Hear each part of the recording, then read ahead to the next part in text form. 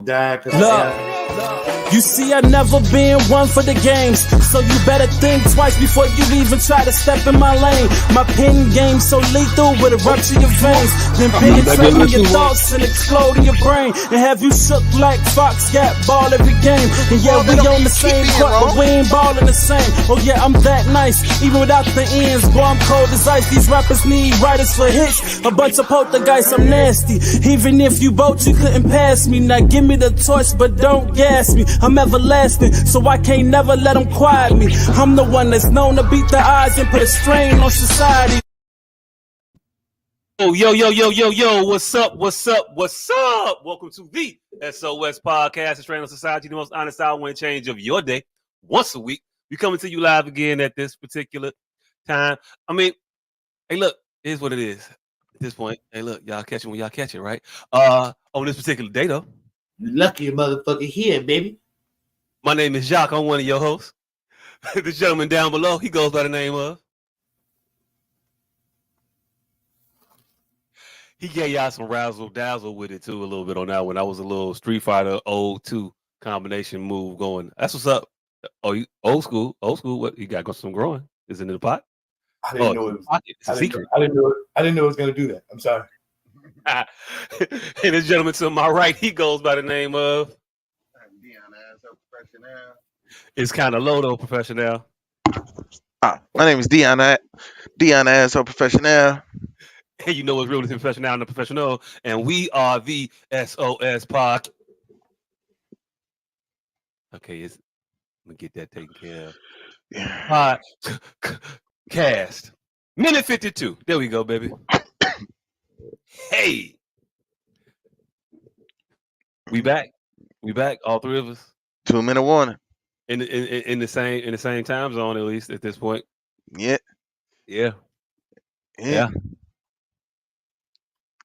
So guys, how's it been going? How's everything happening for you? Everybody's okay? DNC didn't disrupt too much? I'm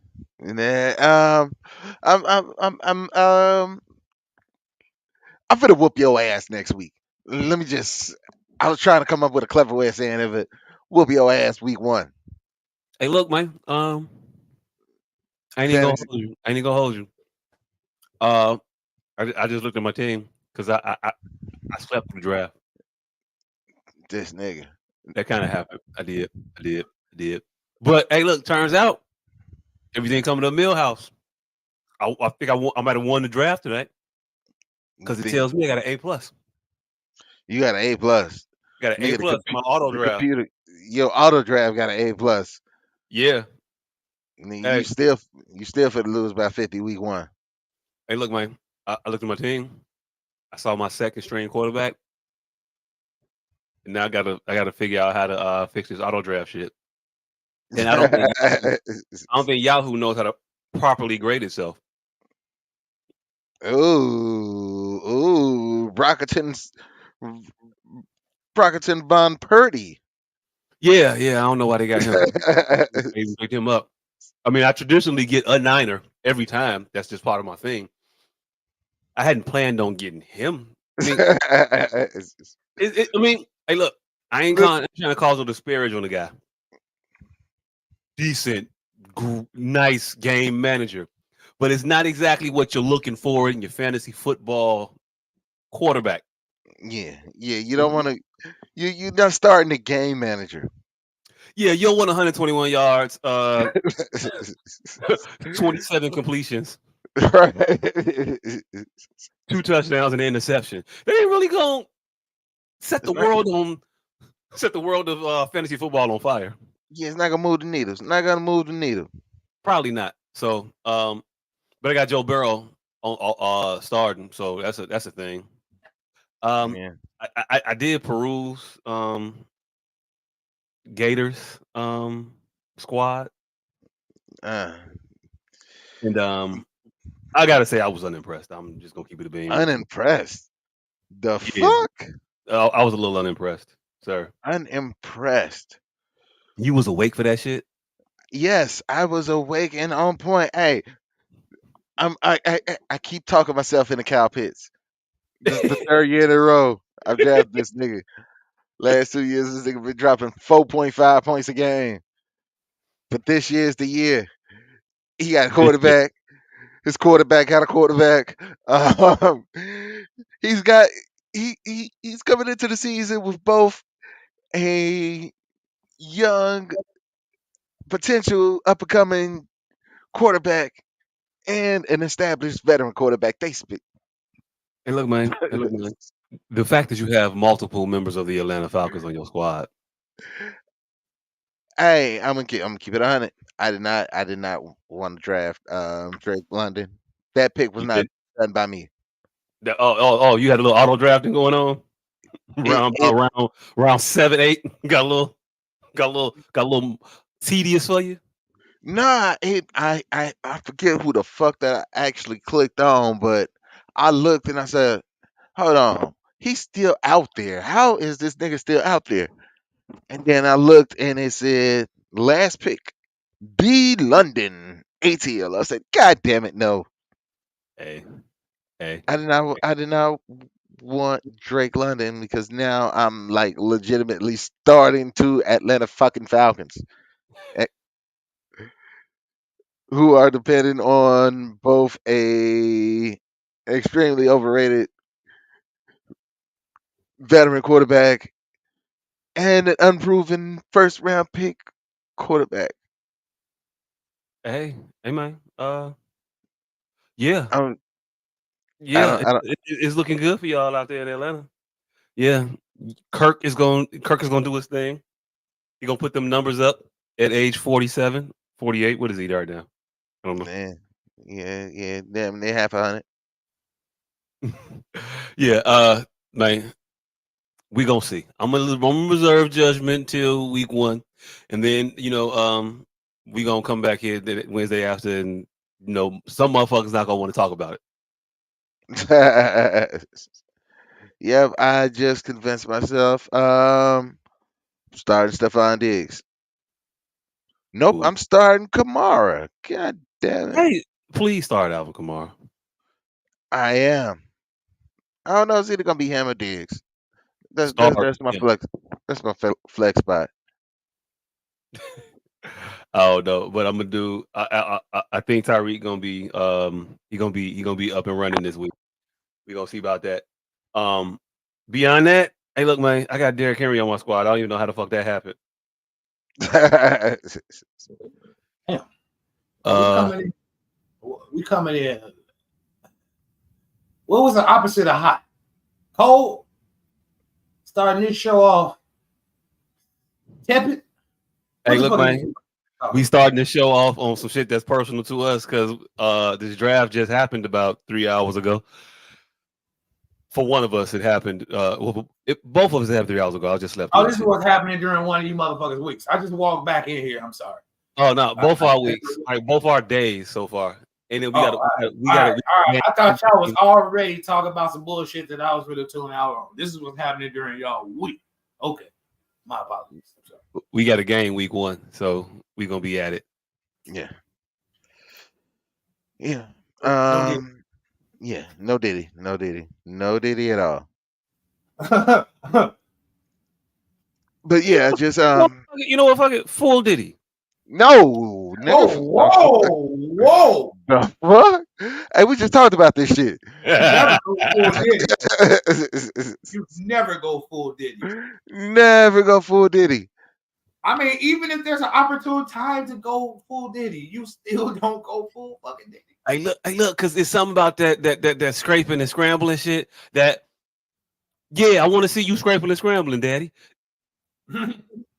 No. Yeah, No. Hey, look, I tried to say Daddy. I don't know how they did it. I can't say Daddy to motherfucker. I just can't. You can't. He couldn't either. It don't feel right. Right on. Hey, do you realize that he couldn't either? Right. He marinate for a little while, and they've been giving him flack for it ever since. And then when these charges hit, they really went back to see. Now this is why that shit made us all feel the type of way. See, when you say shit quick and like don't let a motherfucker revisit it,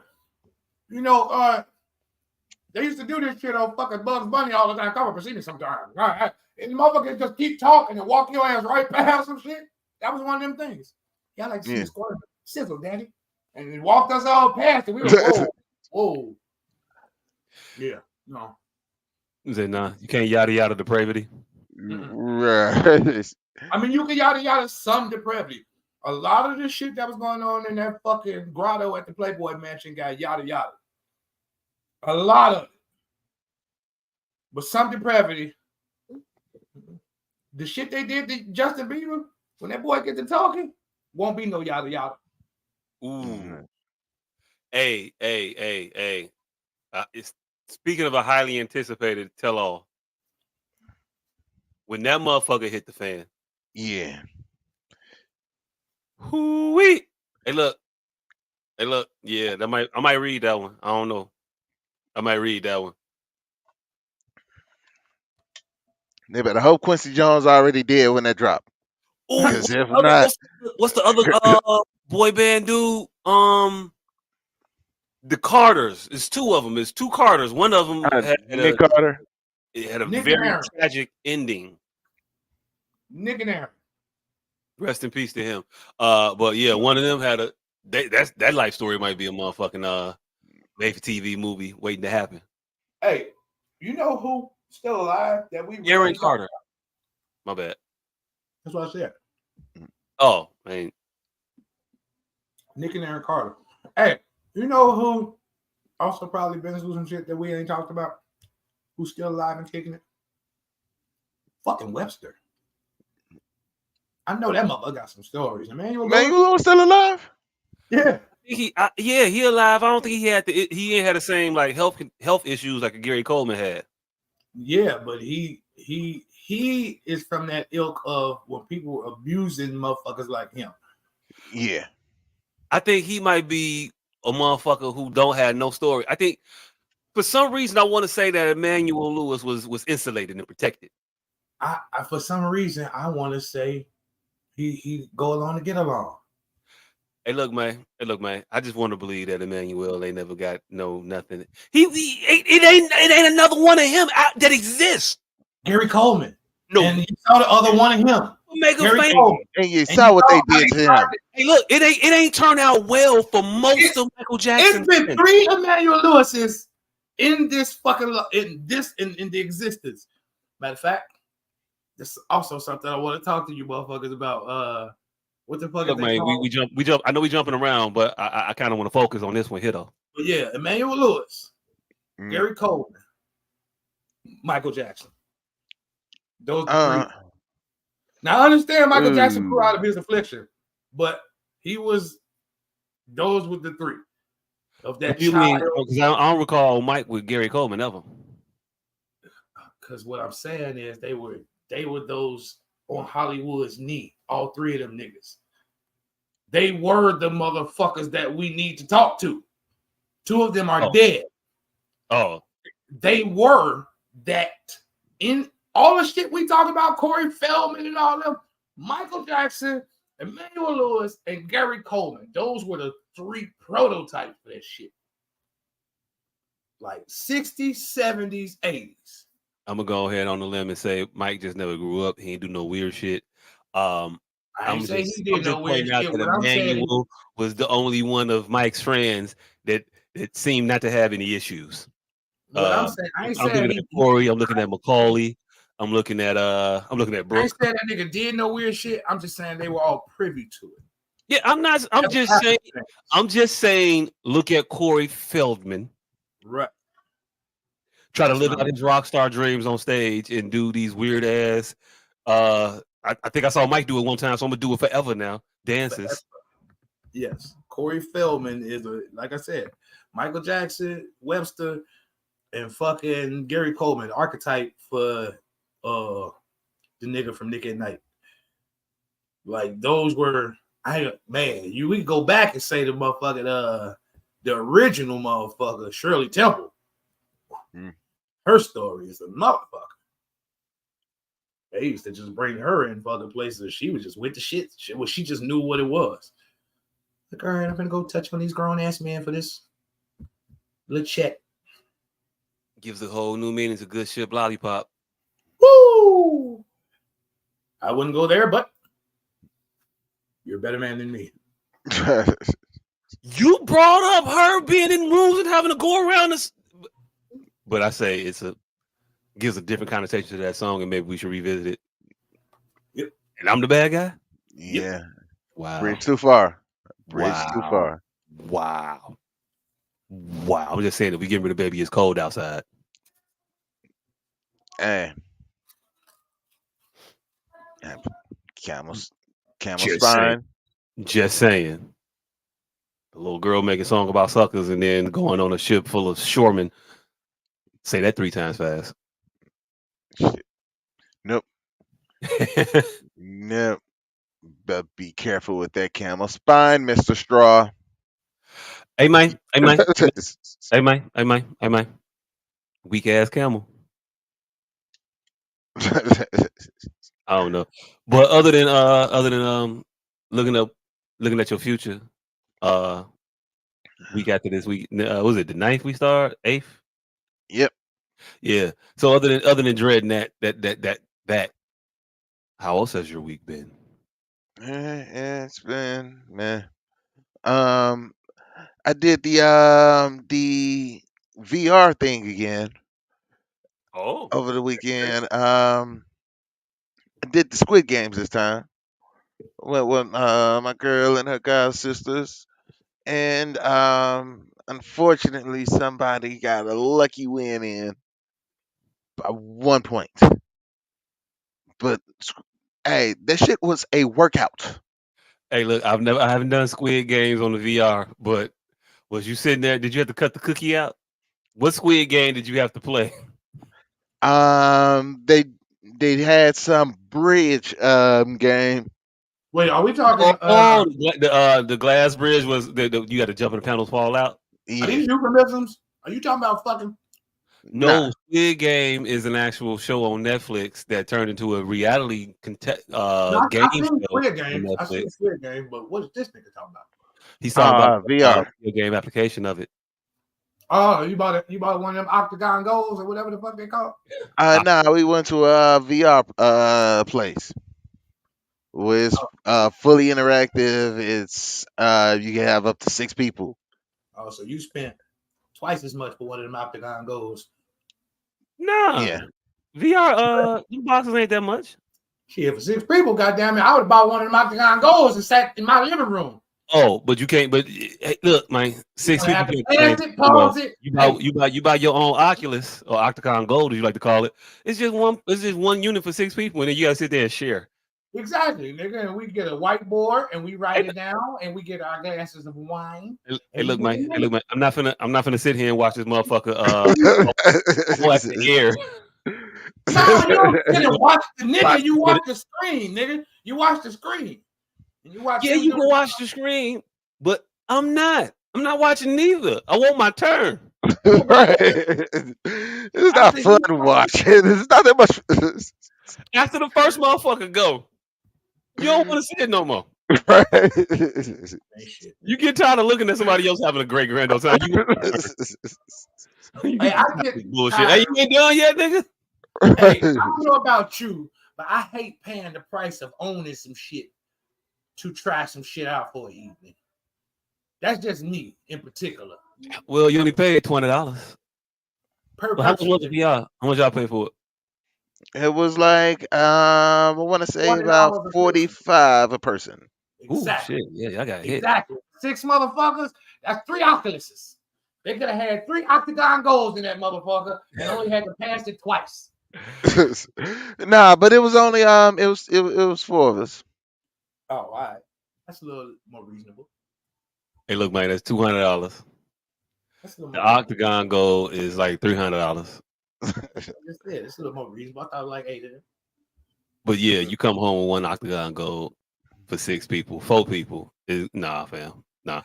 Hey, what do you use that money though? Boxing game in here, it was just 3 of us. I put Candace on it. She went through it a couple rounds, and then I put Gavin on it. He went through it a couple rounds. It was cool, but I was ready for my turn. Hey, I didn't want to sit there and just keep watching them do this shit. It's a novelty for like, oh yeah, cool, yeah, all right, son, knock them dead. And then it's like, okay, all right, you had your fight now. Okay, just speak the shit along. Right. Next up. It's my turn. Hey. What's my turn? What if y'all, motherfucker, y'all, we could go do this couples VR shit. And all right, fuck it, I'll pay for it off my card. Y'all just reimburse me. Y'all all get a nigga the money back. Y'all show up in here in this living room, eat about 4 Oculus. With y'all money. Like, yeah, I was to go to that escape room. I just bought these. Are you with the shit, or did he go too far? I mean, he all right. If he got it, he got it. He did it. It's cool. I ain't mad at it. But he took your money. He get to keep the Oculuses though. Oh, this nigga keeping them? They What would do have you mean, rent the motherfuckers? He They got would've to the took my place, money. he got to the VR place, and he saw for 10 motherfuckers, it was $400. He found 4 used Oculus for $100 a boot. Hey, game night at his crib whenever the fuck I feel like it. If he keeping them, he got to give me a key. I got a key. Hey, look, Mike. It's like if you find out that you went to a fight party, this nigga charged $30 a head. And then He bootleg bought a big screen with that money. You not entitled to the big screen. You want access to the big screen, yeah. You would say you need to get all the fights, nigga, in football. Sunday gonna be at your crib from now on, maybe. No, what if a nigga hit you? No. See, this is why I disagree with that metaphor, because I'm going in knowing that I'm going to a fight party. That's different. Nigga, what if you take your $30 and when you get there, he didn't order it at all. He bootlegged it on on one of them streaming sites. Don't tell me you did that shit. Don't tell me you bootlegged it, and then I'll be okay. But let me find out you bootlegged it and you charge me 30 for this bit. Come on, it fam. started buffering right in the middle, like round 3. Yeah, I'm gonna turn to you. I'm gonna turn to you. Man, come on, man. I know. Well, I know this ain't no. This a fire stick. I know damn well you ain't charging me 30 for the 5-stick fight. Hold on. What if you make it through all of the undercard and it just buffing for a hot second? Nope. Like during the introduction of the main event. No, once the veil is, I don't care if they sing the national anthem and it's Ashanti and I don't give a fuck about hearing it. No, fam. We gotta talk. We gotta talk about this shit. Hold on. This type of shit you want? This type of shit you want, man? I need my dollar back. All right. What if you don't find out until after the fight's over and that nigga flick channel to goddamn Deadpool 3? If you come out to fight into the Cody home screen, right, and then go to the movie selections and in theaters now, yeah, still same rules apply for him. I don't give a fuck. No, all right. Last and final iteration. What if you had a great time? Had a fucking ball. But then you find out that the nigga bamboozled you.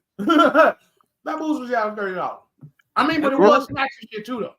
I need but my the money was for the pay-per-view. Hey, fam, it was a good one. You tried. You got caught. Let me get my bread back now. Let me get my $30. I mean, 15. All right. See, if they had wings and beer provided and some shit like that, then I might let it slide. But if we just came to watch the fight and had the BYOB and all this other shit, then yeah, look, man, come on now. All right, you had BYOB. Hold on. All right, so you had to bring your own bottle, but the wings was there, and then right after the fight, soon as the fight ends, the nigga flicks on YouTube, and whole crib just start karaoke 90s R&B songs. Party continue on for a couple more hours. Hey, look. I will kick it still. However, in the room of us kicking, I'm gonna need this refund, fam. I know you got it. I can identify my 30 right now. That's my 20. That's my 10. I saw you when you put it up. Hey, so soon as motherfuckers stop singing "Beauty Is Her Name," hey, I need to holler at you about something, fam. Hey, let me holler at you about that about that fight real quick. I'm gonna keep it a bang because you don't want me to get $30 worth of shit at your crib. Because I'll get $30 worth of shit out your crib if I need to. I mean, and I'm gonna let you know. We're gonna have this discussion. I'm gonna tell you right. Hey, look, fam, you could give me $30 or I could leave with $30 worth of shit. This Had a wonderful time of your life. bullshit telling the motherfucker you finna take some shit out their house. I'm finna walk out the door with your shit. And how you gonna assess what's $30 for me? Taking this throw pillow. I'm taking that toilet seat cover you got. like, I'm taking the toothbrush holder. I'm not That's trusting. $29.98. I'm not trusting your appraisal skills.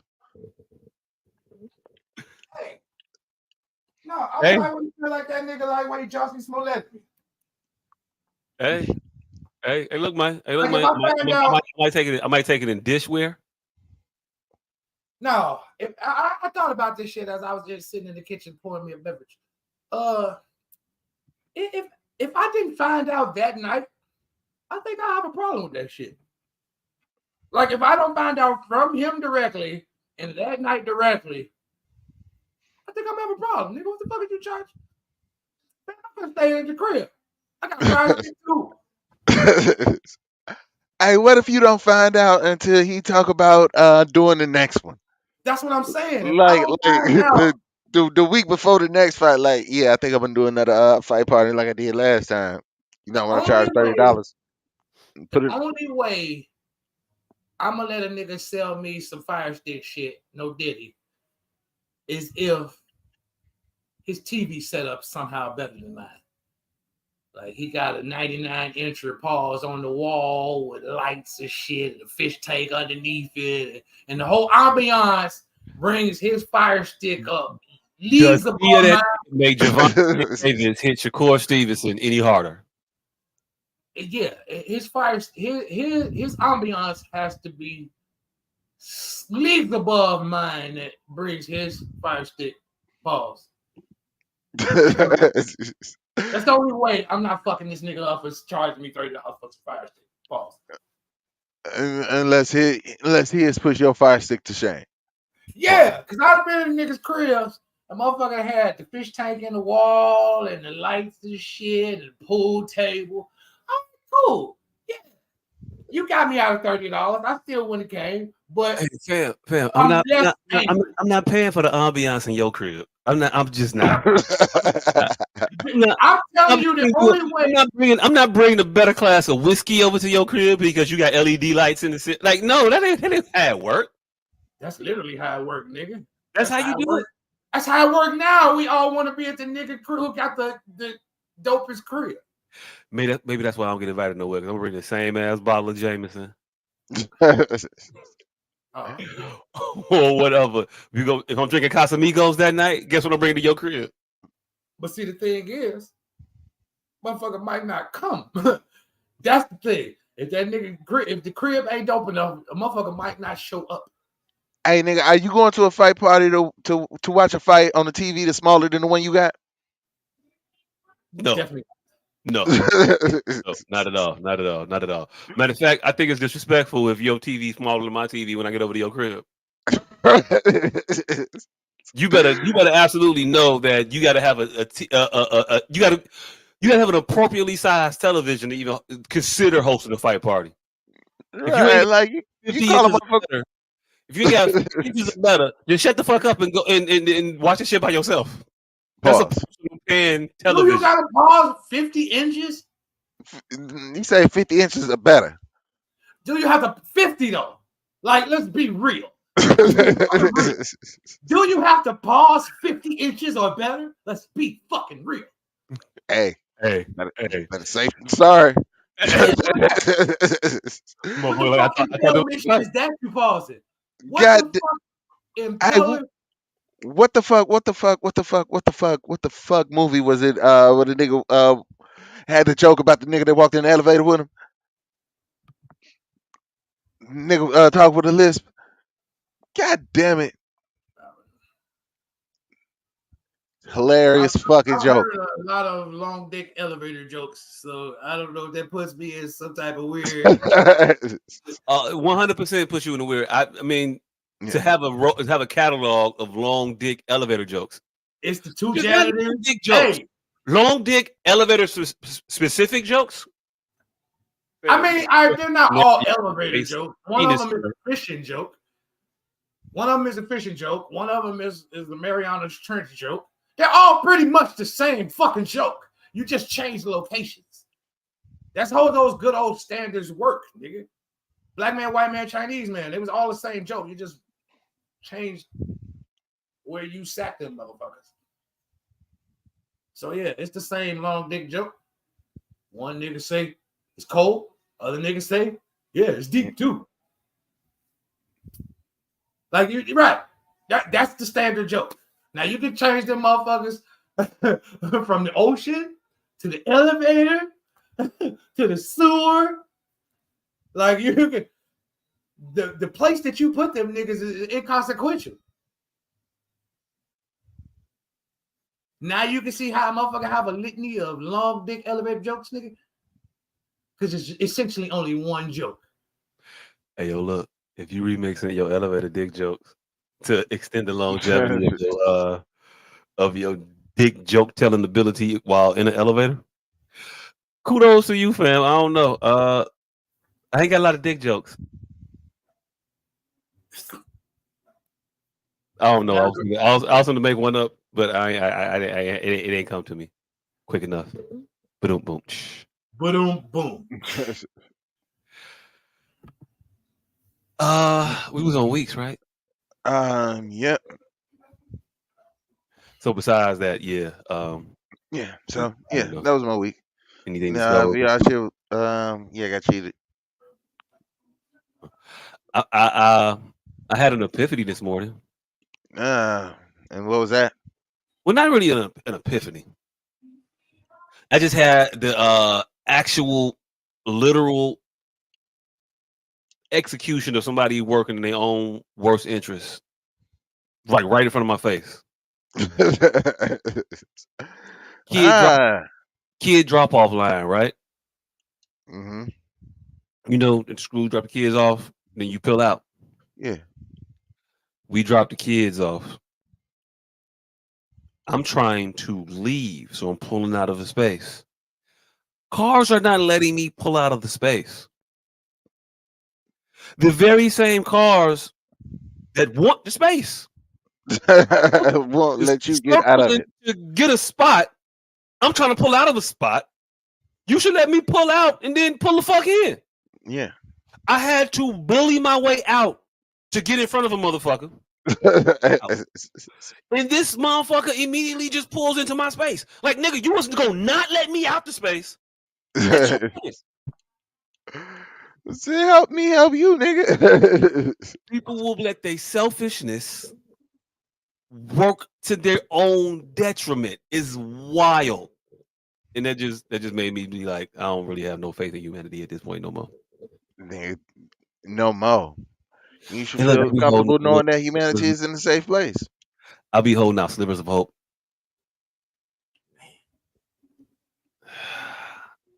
It's over with. If that's the case, it's been over with. Humanity has been stupid for a long time. Yeah, but I used to think they could be smart. I used to think you could save them. Now I just think more and more like, just trick them like everybody else do. Just use the stupid people. Why not? It's so they want to be used. I don't know. I don't know. Entering my villain origin story yet. What? Hey. Words 3-6. Women ain't shit. I don't know how men have let them trick us into carrying the moniker of the ain't shit gender, but it definitely ain't us. Like, men we're more visceral. We're more visual. We're more hands-on. We're more emotional. But this fucking soft, nurturing shit, I don't know where women stole that shit from. It got to come from titty feeding babies because it ain't nowhere else in their personality. My girl, I have literally been dying on the floor for the last 2 days. Could not get up off the floor. For the last 3 days, I have been debating about going to the fucking emergency room because I couldn't breathe. I could literally, every time I would stand up, I would fall the fuck out. So I was just basically teeter-tottering for the last 3 days. I don't even know what I was waiting on to go to the emergency room. It was basically to be healthy enough to feel like I wasn't dying and then seek help. Like I was like, at that point, I was feeling so fucked up. I'm like, I'm ready to just cut it loose, let go. She's been seeing me on the floor like this. All right. Mind you, this the same motherfucker that when I was vigorous and healthy made me sign a only 2 times a day fuck pack. This motherfucker, because I have been inactive for the last 3 days. She gives no shit. Hey man. Is you finna sit here? Nope. Don't show us that shit. Nope. Nah. Turn that phone around. You Can't see read that it. shit? Nope. I ain't reading that. Nah. Is this the same girl? You gotta freak me tonight. Is this the same? Close that goddamn door. Is this the same girl we've been talking about for weeks? That got your old ass fucked up? Trying to fuck with these young ass girls out here? Yeah, hell no. This is Okay, a all right, nice, all right. mature. Okay. 44. She's older than me. I have since left them young gals alone. Okay. This is a nice, but these older gals ain't no better. Like I said, I've been on the floor dying for the last 2 days. Motherfucker say, you gonna fuck me tonight. Like, ain't you the same motherfucker that said I was fucking you too much? And then you see me on the floor dying over these last 2 days. I don't know.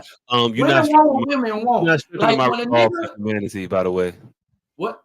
You're not strengthening my resolve for humanity. Man, look, when a motherfucking nigga, when a nigga come in and we supposed to fuck our girl that night and we drunk and we just both pass out, when we wake up in the morning, we ain't thinking about that shit. Go right on about our business. When women wake up that next morning, come on, what? Tugging at your pants. Come on. We fell asleep last night. Come on. Oh shit, nah, Nate. I am keeping track. We sleep is just pause. Boy, if I get up in the morning and we missed that whole shit last night, get the fuck out of here. I'm not finna rekindle some drunk passion from last night. Morning quickie, this is a whole new sex thing now. It's a morning quickie again. This ain't back to last night's. Oh yeah. Right. That's what I mean. Women still be back on the come on. They want to resolve what happened. That sleep shit don't mean shit to them. They are coming back in for the drunk sex in the morning. Like, nah, I bet you about to get these 17 pumps and we both about to go to work. Motherfucker, you're not finna have this whole evening that you fell asleep on last night. Talking about some, come on. Look, all right, you lucky that motherfucker already here. He up. He heard you. You knock that motherfucker down, but it's gonna be a short one, bitch. Don't think you finna be all on this motherfucker rooting and tooting, scooting and booting. Get on. I got shit. Get off. Man, they wake up, eyes don't even be open. Come on. Just tugging at your drawers. Come on. Like I'm supposed to know what come on means. Come on, where we going? You know what come on, man. You know what come on means. But that's because we're programmed. That's because they're uncouth. They're animals. And if we don't accommodate them, shit won't go well for the rest of the day for us. Like, I don't even know if my dick even work yet. I literally ain't been able to walk in days. I don't even know if my dick gonna work yet. That motherfucker literally made me do a handshake that I would only fuck her 2 times a day. That was just a week ago. Just 1 week ago. Boom, boom, boom, boom. And now a nigga been down 2 days. She don't care that I have been next to them. She missed him 2 days. She like, let's get it back popping. Never mind what that might be doing to my motherfucking mental. Like, what if it don't work? And now I know my girl, like, I had the old school, like, put my balls on the motherfucker. Hey, look. You know the gummy worm, bitch. Man, look, I'm above the gummy worm. I am above the gummy worm, nigga. I ain't shoving my limp noodle in a motherfucker. Gummy worm it out. That is more disheartening. That is more disheartening than just saying, hey, I'm not feeling it tonight. The fact that I'm gonna have to go in there and try to gummy worm it, and then don't let her shit grab my shit, and then he try to give me false hope. Oh shit. That's gonna be even worse. Because if she roll over and say, what's the matter? What's the matter? I was dead yesterday. That's the matter. You shouldn't have done this. We know we both shouldn't have done this. I'm having heart issues. I don't even know if I'm healthy. It tell you right on the back of the Viagra. Consult your doctor. See if you healthy enough for sexual activity. I don't know. I couldn't stand up yesterday. That don't sound like a nigga that's healthy enough for sexual activity. I'd probably take a break if I was you.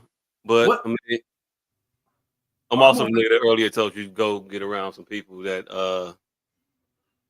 be able to help you.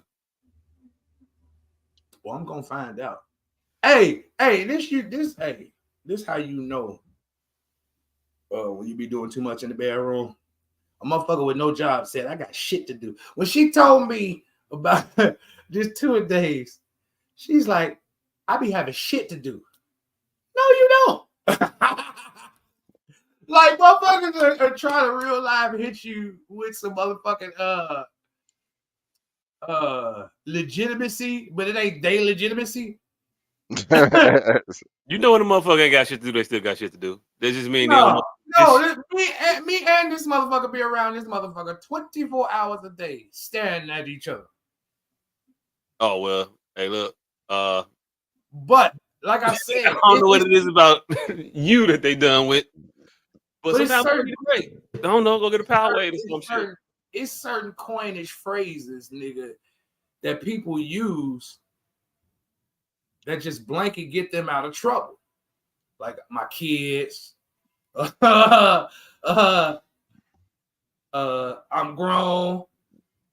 I'm too old for this. Like those certain things, no matter if they don't fit or not. I mean, you ain't got no kids. What you talking about? My kid, I gotta go pick up my kids. You don't have any children.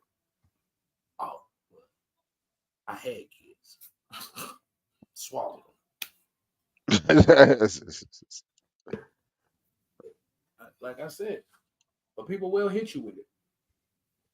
So that's my week. I've been fucking lying on the fucking floor deciding if I wanted to die or not. And then today, the addict in me made me grab albuterol and just huff this motherfucker.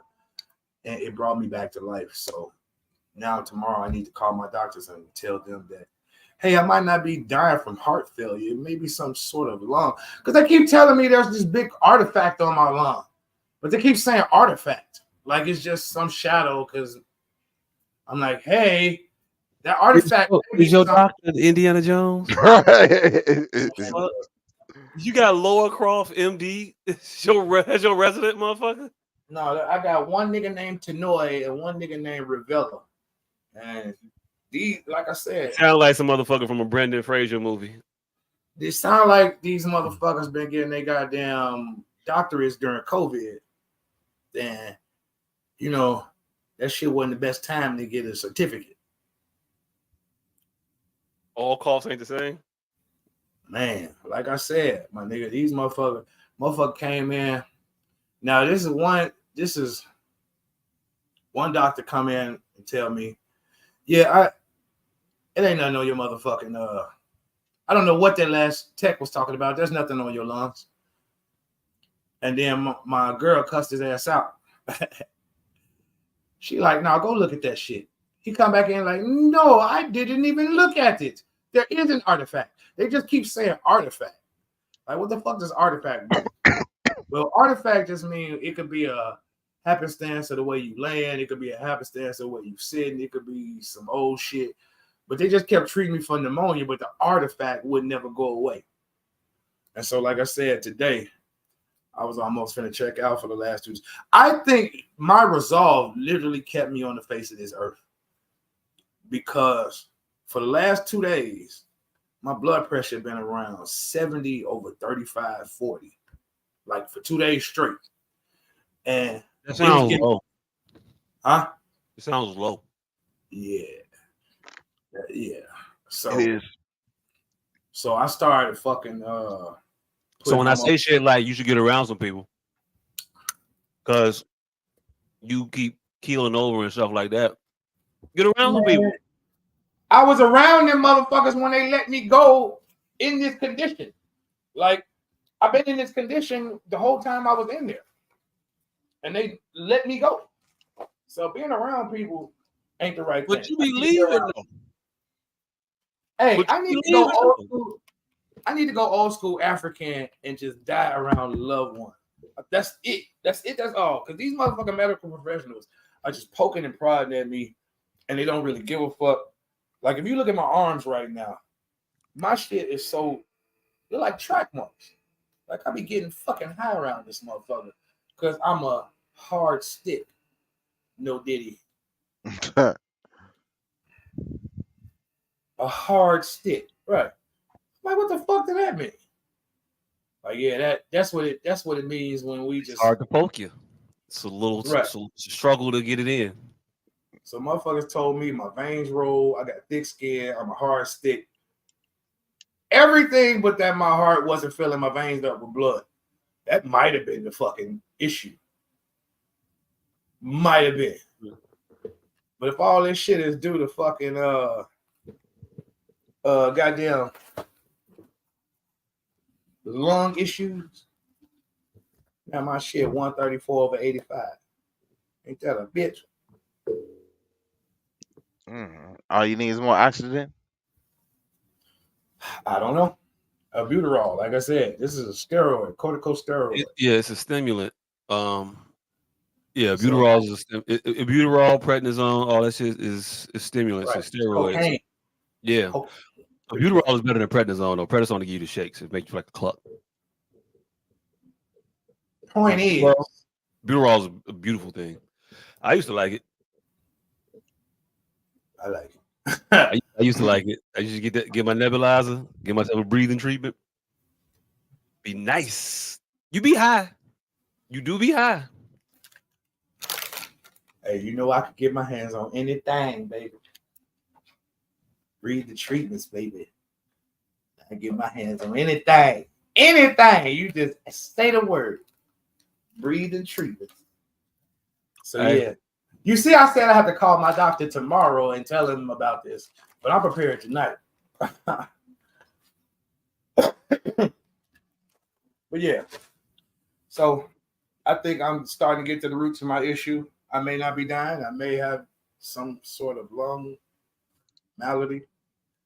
Because when I tell you, I had to get off the phone with this nigga yesterday because I couldn't talk. Like, I was dying talking. I got excited and I'm like, let me call you back. I had to hang up because I couldn't breathe. Energy level. I just made me grab this motherfucker today and snort it like a dope fiend. This ain't even mine. It's a very strong one, too. Hey, look, that might also not be the best thing to do, though. I'm gonna just keep it a bang with you. It's definitely not the best thing to do. Just finding random shit and just you shouldn't medication. You shouldn't end medication, especially when you're on like 13 different ones. That also, because they have never end it. But if you owe others,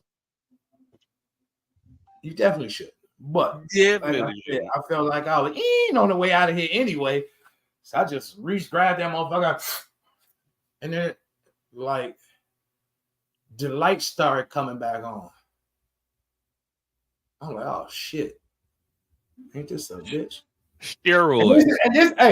And this is the thing. When I be preaching to a lot of motherfuckers, I be telling motherfuckers, I be talking to my goddamn self. Because I disappoint myself. To find out that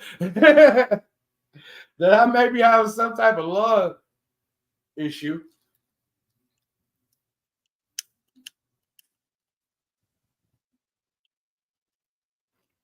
And I still ain't smart enough To stop my motherfucking idiosyncratic behavior. Yes. hey look, hey look. When I said that motherfuckers will bring about their own demise and work in their own worst interests, I didn't know I was referring to you, but hey, look, that 10 and a half, I'm gonna pick that one up. You know, you could drink it, make a tea, put it in the cookie. Hey, you know how not man size 10 and a half is that it just took me a couple clicks to even realize you was talking about a shoe. Hey, look, it ain't that's what Jay-Z said, not me, motherfucker. Oh. That was the Jay-Z line. I need at least 11s to 12s. Pause. Now you definitely have to pause 11 or 12. 55 incher. Hey, look. Now I wanna just say this. I think we putting a lot of slander on 10 and a half, even though I don't wear 10 and a half. I'm just saying everybody not a 12, and I know it. Everybody not a 12. Everybody not a 12, 12 and a half. I'm scared to find out what my new shoe size is. Might be an 11. No, I know it's somewhere close to 10 and a half because I put on a 10 and a half. Oh shit. Yeah, I was able to work an entire day in them motherfuckers before my foot started hurting. Oh damn. I couldn't wear them motherfuckers ever again though. Like I couldn't even put them motherfuckers back on my feet no more. Once your feet, like once them fucking trigger points triggered, I couldn't put them motherfuckers back on my toes. God damn it! I was every point that they were touching that was a sore spot, like it was inflamed. So matter of fact, I'm gonna go put them motherfuckers on today, see how they feel. But no, I know I ain't a 10 and a half. Probably 11 and a half. 12 down. I'm probably down to a 12. Pause. Always been 13 my whole life. 12 and a half, 13 since I was about 12 and a half, 13. Mm-hmm. Hey man. Mortality is hitting you in the face, shrinking your feet. Smacking the shit out. And the fact that it's coming from the foot up, right? Because I'm blaming all this shit on this abdominal issues, but it really started with gout like 12 years ago. Had a on sudden gout flash never happened again. And now look at me, 12 years later, just rotting from the toe up. From the toe up. Hey, I didn't even mean to drop a pun. That's some Ebonics toe shit. Toe up. Toe up from the toe up. Toe up from the toe up. Hey, and my girl upstairs singing. I should have cheated. Hey, don't text me. What the fuck? Wait, she's upstairs saying I should have cheated? That's a sign, fam. Man, hey, look, most Keisha Cole, anytime your woman play Keisha Cole, period, you should be aware, and you should be you should be alarmed. Your antenna should go the fuck up whenever you hear Keisha Cole, because it ain't a Keisha Cole song that should make you comfortable in your relationship. That one. Love. Yeah. I don't even think that's one. Yeah, that's it. I think that's about leaving the nigga you was with to go with the old motherfucker that you really love. Ooh. Didn't think of it from that. Hey, look, you ever met a neighbor that's swabbing down? They was your friend, but you don't really think they was? Why the next door neighbors just turn on their radio? And they don't call her, tell her to turn that shit off. Hey, Hey, speaking of motherfucking friends and how many of us have them. Saw a video. We got topics. Hey, 54 minutes Oh in. shit! Shit. 54 minutes in. I saw a video the other day. Made me immediately think of y'all. Well, it made me think of me. And my snitching policy about how I don't do crimes because I'm gonna tell, and I don't consider it snitching if I tell you I'm gonna tell before we do this shit. So there was a video I came across on the YouTube or Instagram or wherever the fuck I saw it at. But there was a young man in an interrogation room, right? And then the police bring in another young man, and this young man proceeds to tell the first young man, "Hey man, just tell him the truth. Just tell him the truth. Tell him everything that happened. Tell him the truth."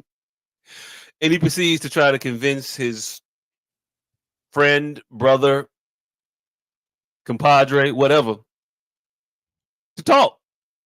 I found it very interesting. But here go the video. Go ahead and play it. Good. Before you, no, you're good. Just hey, bro. All right.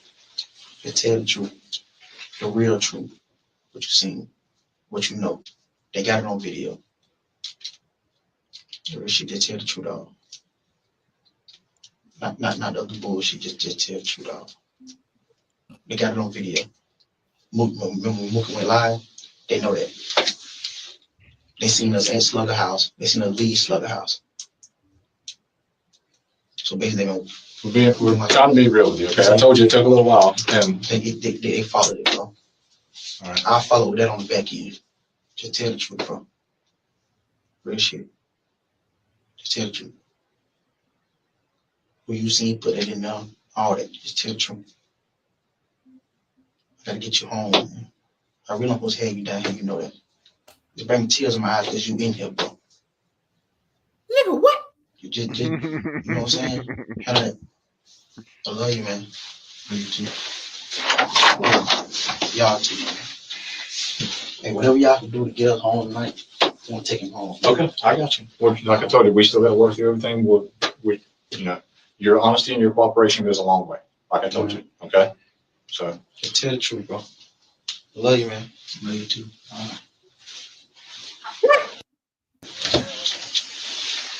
Go ahead and pause it. Go ahead and pause it. Yeah, the what is me. I was what? What the fuck just happened here? No, I'm not shocked because that happened to me. That's what the fuck. That's how they came and got my stupid ass. Was Spade in them when they stole Piscotti fucking wallet. It's a lot of shit that motherfuckers have done to me over these years that I just fucking just let go. Like, I ain't never done no fucking shit. I ain't never got to get off on nobody. Okay, yeah. so hold on. Before you go into that what? Because there's been some conversation as to what's going on in this video. So let me give you. He said, "Can we go both go home tonight?" Let me give you the stories. Okay. One set of people was saying that dude is telling old boy to snitch on him. Tell them what I did. Let them know. Don't lie. Ain't no sense in both of us going. That's what there's one group of people saying. Then there's another group of people that are saying that he's saying snitch on that other motherfucker, so we can go home. Can go home tonight. So I can take him home tonight. That sounded like to me. He said, so I could, hey, just tell them what we did so we could go. I just want to take him home tonight. Yeah, he said, he said, whatever you do to get us home tonight. Yeah, whatever y'all can do to get us home tonight. So clearly they ain't talking about committing no fucking capital crimes. Clearly.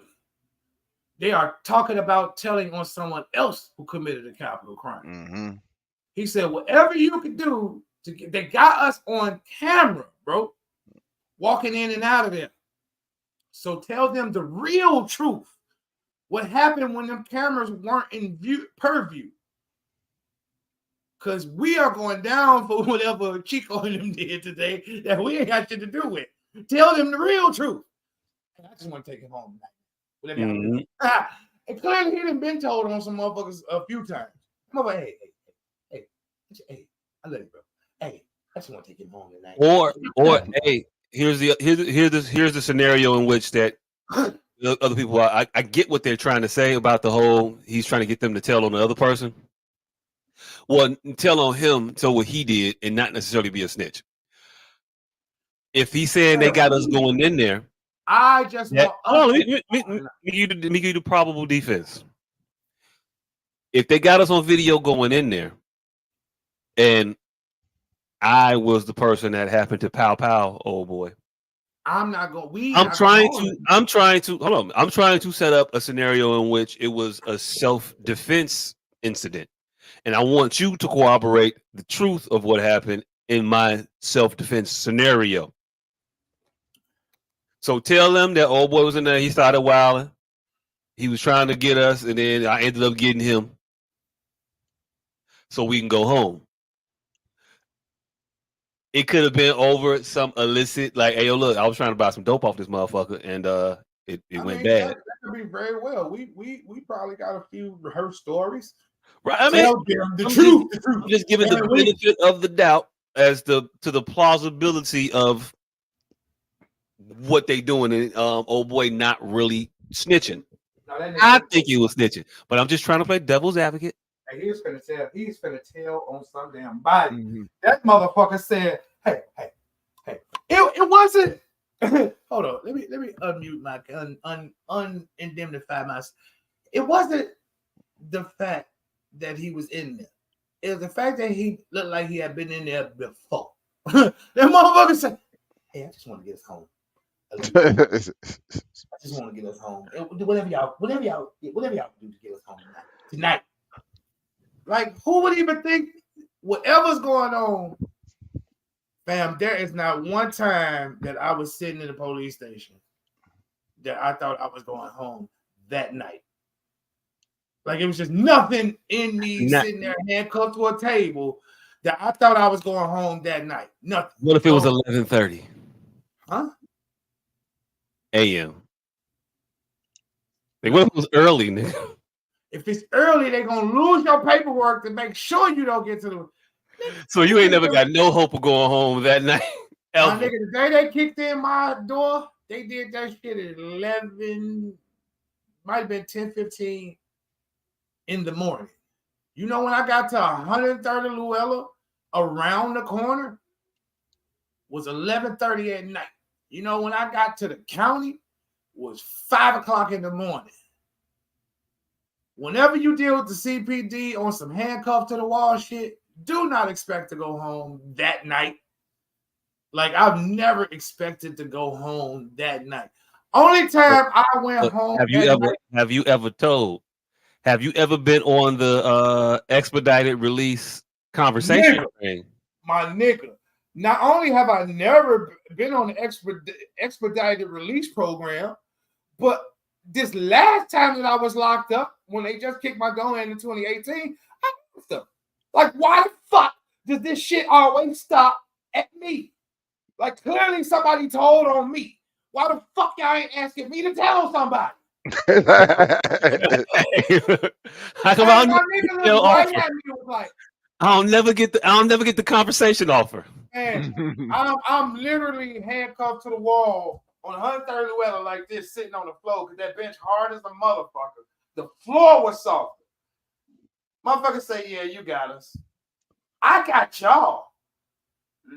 Look like y'all got me, motherfucker. They said, I got y'all. No, he said, yeah, I got y'all because they didn't find shit in my house. I'm like, I didn't find shit because I wasn't doing shit, you goofy motherfucker. Hey. Yeah, you got us. You won. I'm like, how the fuck did I win? Y'all got me handcuffed to this wall, missing my child's christening.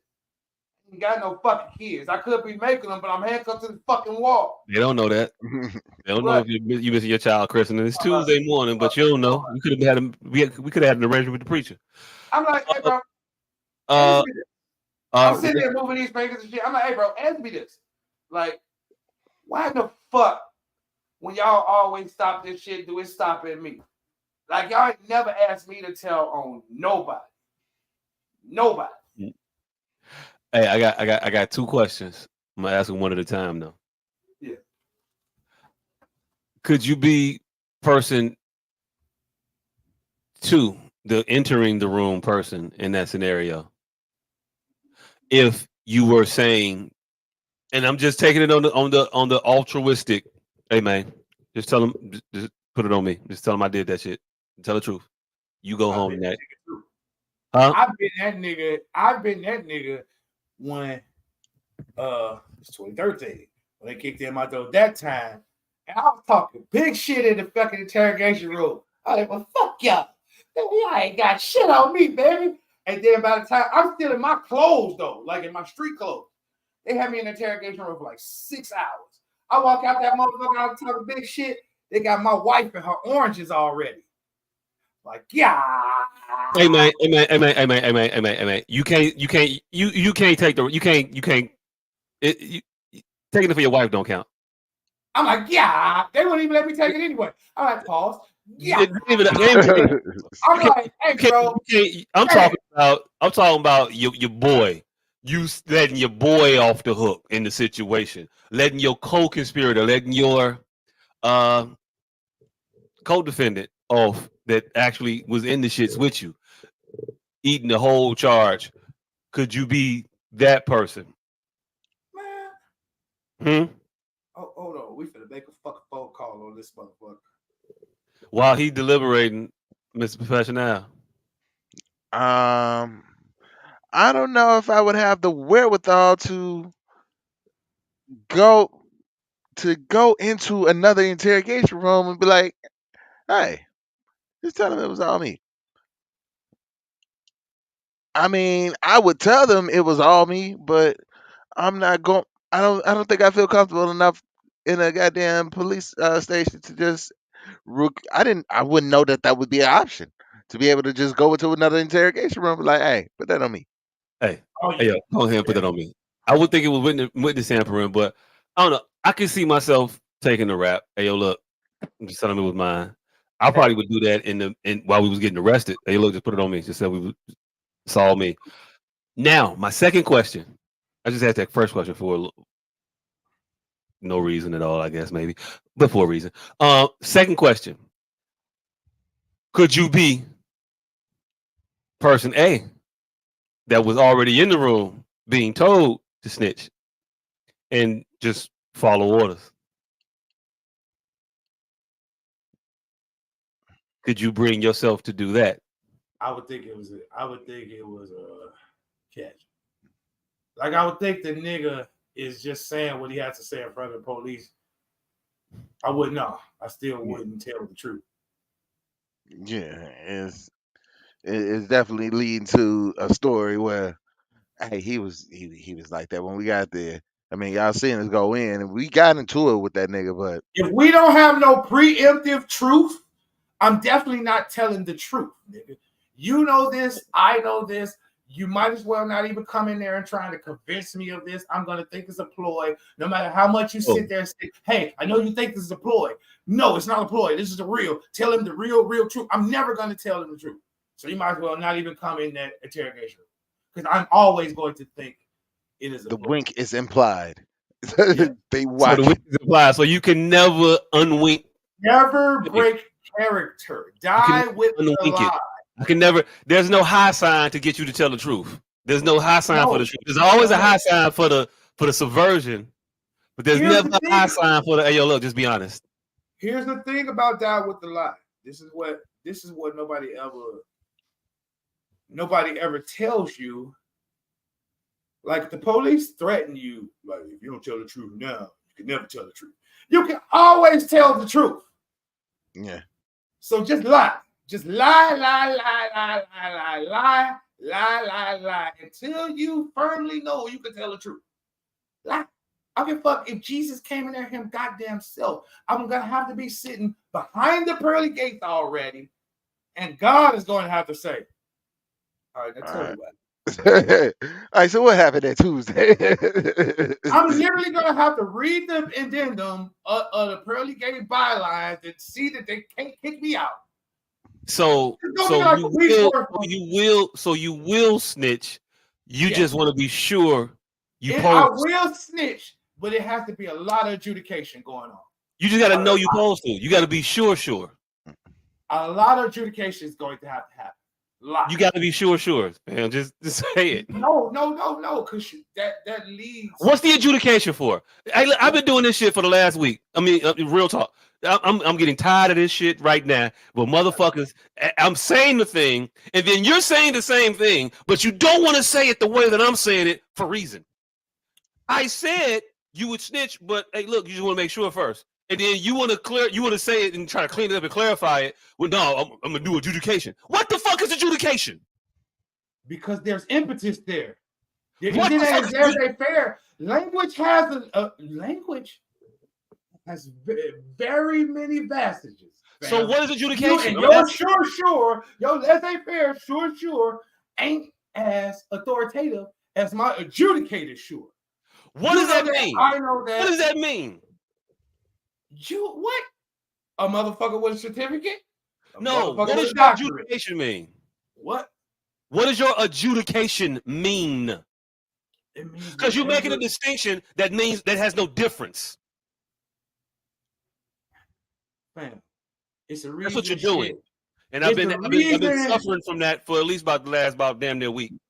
No, you suffering from assurances. Ain't nobody ever been scared of USDA. Why are you opposed to more clarity? Be clear. Be as clear as you can fucking be. I didn't even put a level of clarity on it. I just said when you're sure. When you know. When you're absolutely there, then you can do it. But you say, no, I mean, I'm gonna adjudicate it first, and then nigga, it's the same thing. No, the language, no, it ain't. Just say that the motherfucker is went to school and the motherfucker is knowledgeable is two different things. I don't know how to get that across to you. It's just two different things. Distinction without a difference. If you don't think that there's a difference to that, there is no difference. I'm make sure I adjudicated it. The fuck is that? What's the difference? One of them motherfuckers went to school. One of them motherfuckers just know. Oh look, hey look. Just say you just want to say some shit. No, there's literally one of them motherfuckers went to. I just told you. One of them went to school. One of them motherfuckers just know. One of them went to school of hard knocks. One of them studied. So that's up to you. You're talking about certification and versus non-certification. I ain't talking about that. I'm talking about your own adjudication is. That's letting you know. You did your due diligence, and then you're gonna do it. Cool. Yes, let's go back to it. Let's go back to the conversation. I want to keep having this argument. It's more clarity. How could you be upset at more clarity? Because I just said, well, you got clear. But you don't know that it's been adjudicated. Whenever you do the due diligence, whenever you come to the conclusion after you've done the work that you are sure that I'm supposed to tell the lie, supposed to tell the truth now, however you call it. Yes. But you want to call it something different than what the fuck I called it for no actual good reason. I wanted to put some emphasis on it. I wanted to put some weight to it. He deserves weight. My question is this. Well, my point is this. You could be the first nigga that comes in and says, hey, yo, look, tell the truth. And then you'll be the second motherfucker that will never, ever tell the truth. You see how those two people are kind of weirdly imbalanced? Like, if I can't never get you to... No. The truth, it has to be a hot sign for the truth.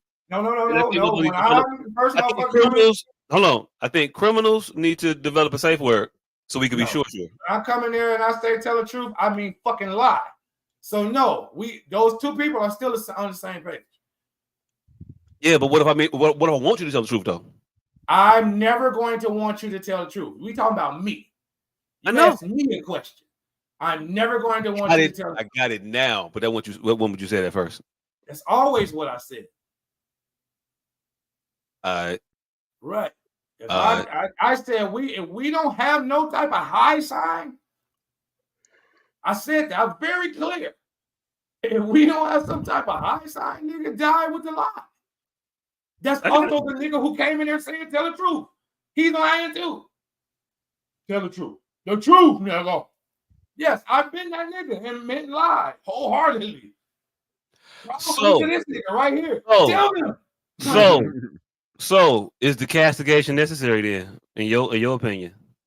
In this day and age, yes, because he could just why? If because he I'm could be so if I'm being disingenuous with the tell the truth. How can you castigate me for encouraging you snitching? selected a side under that mirror and under that, no castigation. But under the fact that he's one of these fuck 24-year-olds that I've been running into lately, he's wholeheartedly telling that nigga to tell on someone. And that deserves castigation. Hey, my takeaway from this is that the whole system is fucked up, and the criminals ain't even got that shit together. Kids, don't be criminals. Kids don't be criminals. Kids don't be criminals. I've been everybody in that room except the fucking bogus as hell. Hey, kids, don't be criminals. I've been everybody in that room. You need to snitch. Also, if you need to snitch, snitch. No, don't snitch. Snitch. Don't commit crime. Don't snitch. Don't commit crimes. That's it. Hey, look, don't commit crime. But if the motherfucker come in the room and say, "Hey, yo, tell the truth," you give him a "You sure?" Man, look, hell no. Spade for real. Spade walked into. Hold on, they had already got me down. First period. I don't know what the fuck y'all talking about. I didn't rob that nigga. I ain't had nothing to do with it. What'd he say? He said you ain't had nothing to do with it. There you go. From the horse's mouth, I didn't rob him. If he said I didn't rob him, how y'all got me down here? Send my stupid ass right back to class. I'm like this all day. Come 11 period, a fucking name come across that goddamn whistle again. Hey, come down to the office. I've already been adjudicated. Fuck y'all. I'm walking down there now. What y'all need? Huh? Oh, as soon as I walk through the door, Spade, just tell him the truth. The truth. What truth? Just tell him the truth. I already told him the truth. Already know. Well, if they already know, then they don't need me to tell them anything. What do you mean? Tell him the truth. What the fuck are you talking about, nigga? Man, just tell him. Just tell him where you got the money at. I don't have any fucking money. Man, the terrorist and already told America, I'm sorry for you guys. Man, we don't have the So now if we don't have the motherfucking money, all y'all is going to jail. All right. Well, I didn't rob nobody, but I got $100 for y'all. And that's how I ended up in jail that day. I never admitted anything. I don't know what I got charged with. I don't know if I got charged with anything. I don't know if it's on my school record. I don't know if it's on my fucking public record. Because I never admitted to anything, but I went to jail that day. Oh, you admitted to it. You said I got $100. Here you go. That was your confession, nigga. You should have said, I ain't got it. I ain't gonna. You should have stuck with the no, nigga. They told me they was squeaking them. They finna go to jail. Like they was handcuffed and locked up and all of that shit. Hey, look, let them go to jail. I'm like, I ain't got shit to do with it, but I got $100 for y'all. If y'all no, because they didn't lock T. Ray ass up, and he had the other $100. They snitched on his ass too. So I don't even know why they gave that nigga. To this day, I need to talk about this shit. Like no snitching, the nobody says anything rule. It really fucks a lot of the good motherfuckers like me. Because I need to know why the fuck they just gave that nigga some money because they was running past him. And he was one of our guys. Because he didn't go to jail for this shit. I went to jail for this shit. Like, how the fuck? He was just standing on the bus stop. This how it all started. I motherfucking robbed the nigga. Yeah, that's all coming out. I'm robbing the nigga. I robbed the nigga. Me and Pascali, arm in arm, walking past the lunchroom parking lot. And you know that gate like 8 feet tall right there. Fucking, we walking past that parking lot. Me and Pascali is inside the parking lot. Spade and Squeak is on that fucking stoop right there, smoking. So I'm walking with this nigga. He opens up his, he worked at the fucking Ford City. He opens up his wallet and says, yeah, I got $300. I was like, give me this shit. I tossed it right over the fucking gate, right to Squeak. I mean to Spade. Spade grabbed it and took off. He hit the corner down there on Springfield. He makes a left. T-Ray is standing right there on the fucking Springfield 63rd. T-Ray started running with them. See, that's how that boy got paid. He just started running with them. They ended up running down Pulaski, somewhere down 63rd, hopped on the bus, went home. I met up with them later at my crib. We split the money. We party. Ooh. We go to school the next day like everything was everything. A fucker. I come in there, Squeak and Spade in there crying. I'm like, what's going on, fellas? But Scotty is in there too. He like, no, he ain't got shit to do with it. I'm like, yeah, I know I ain't got shit to do with it. He's like, no, he ain't got shit to do with it. He ain't got nothing to do with it. Like, yeah, I ain't got nothing to do with it. And they sent me right back to class. So, hey, yo, look. I don't mean to be that person. What? I'm kind of that person because I like puzzles. I'm gonna just say if Scotty never said your name as a motherfucker who did some shit, and your name got called, there's no puzzle, nigga. I'm telling you how my name got called. These niggas told. They said, like I said, I was the first motherfucker they called to the office because I'm the one that took the nigga wallet. I was the motherfucker that robbed his ass. Squeak and Spade just ran. So they never. Hey, look, guys. People in the world listen to this. I'm just let you know, criminals ain't smart neither. Time for this. Criminals ain't smart neither. Even the smart ones ain't smart. Because ask him how long he hung out with those guys after that, and activities and such after that. Another 20 years until the former one got my door kicked in and almost got me 40 years. Yeah, I probably should have stopped hanging out with him at 15. Probably. But I didn't know these niggas wasn't built like that. You should have known then. Shit. No, because we was young. The motherfucker you took the money from said, yeah, not him. The motherfuckers you gave the money to was like, yeah, just get the money back, fam. No, but the thing is, I was used to being rougher than the motherfuckers around me. So I didn't know if that was like some type of, all right, you kind of grew up fucked up. And these niggas did. Like, so I always gave niggas that courtesy. Like, hey, look, give them a courtesy, but never do nothing ever with them again, ever.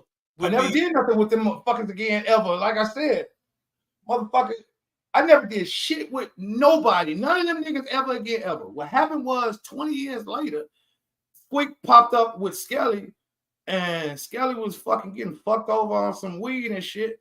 And so I started giving him some weed for like $100 cheaper than he was paying. That was it. That was all. That's why when they kicked in my door, there was no other drugs because I wasn't selling drugs. I wasn't doing anything. I was literally, when he would call me, I'm like, man, ain't no way to fuck my homie finna be paying these high-ass taxes, these street taxes. And I got all these little niggas that owe me all these favors. So I just started just middlemaning him some shit for zero money. Got my shit boo, boo, boo, boo, boo, boo. You know, every weird-ass thing of my existence, Squeak been there some type of way. I should have seen that, but yeah, he been there some type of way. But no, them motherfuckers told on my ass. He can just come in there at 11 period. When I walk in the door, hey, and then my dumb ass walk in there like this with my book bag on, smiling because I have missed all this shit. And we are literally 4 minutes out from this bell ringing, and I'm going home on y'all ass. I literally should have cut. I don't know why my stupid ass just the one day I want to stay to the end. Hey, look, why you think it's gonna be different? Like, you come here tomorrow, motherfucker. We just get you tomorrow. I don't know, nigga. Like I said, that Chicago police don't even put that much effort into it. They wouldn't have came back to get me. Well, the police station was right down the street. But no, I come in that motherfucker 11 period, Squeak sitting in that motherfucker Spade. Said, man, I've heard this shit 2 times in my life. Spade told me one time, and Moss told me But one of these times was real life altering. But both of them times kind of life altering because this shit was when I was 15 and fucking 19. 15 and 19 or 20. Well, Moss told me they already knew. Walked in that motherfucker at 11 period. I was like, nigga, I was so proud of myself that I had walked out of there earlier that day. Like, what are y'all calling me back into this office for? And stayed standing right by the door. And I walked into the door. He's standing right behind me now. Like step to my office. Like it was his office. Step into my office. And you know how that motherfucker disciplinary office is. It's like really wide open, but it's kind of, yeah. Yes, ma'am. Oh, man. What? You want some dick? Oh, shit. You want some dick? Nigga ain't been off the floor 20 minutes and you're already talking about some dick. You the one text me. I do know what the fuck it is. Hey. Yes. But yeah, so that motherfucker, I go down there. Like I said, I mean, that motherfucker, I done already peeled on the motherfucker, so it's all good. Motherfucker say, they already knew. They already knew what? Man, they called my house and Artura told them everything. Everything like what?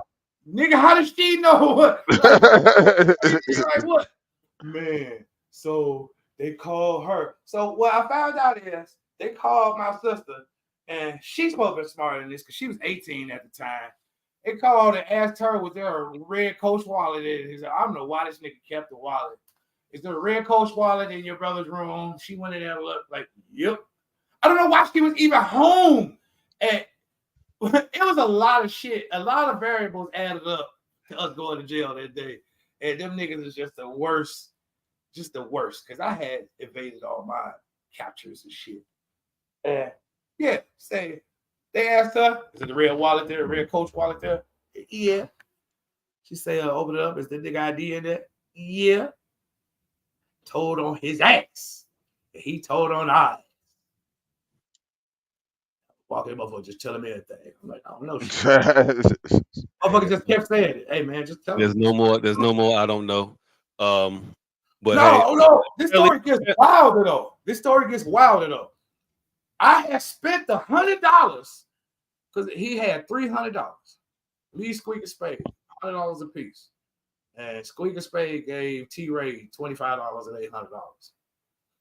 So I took my $100, and this was the infamous poo stank jab.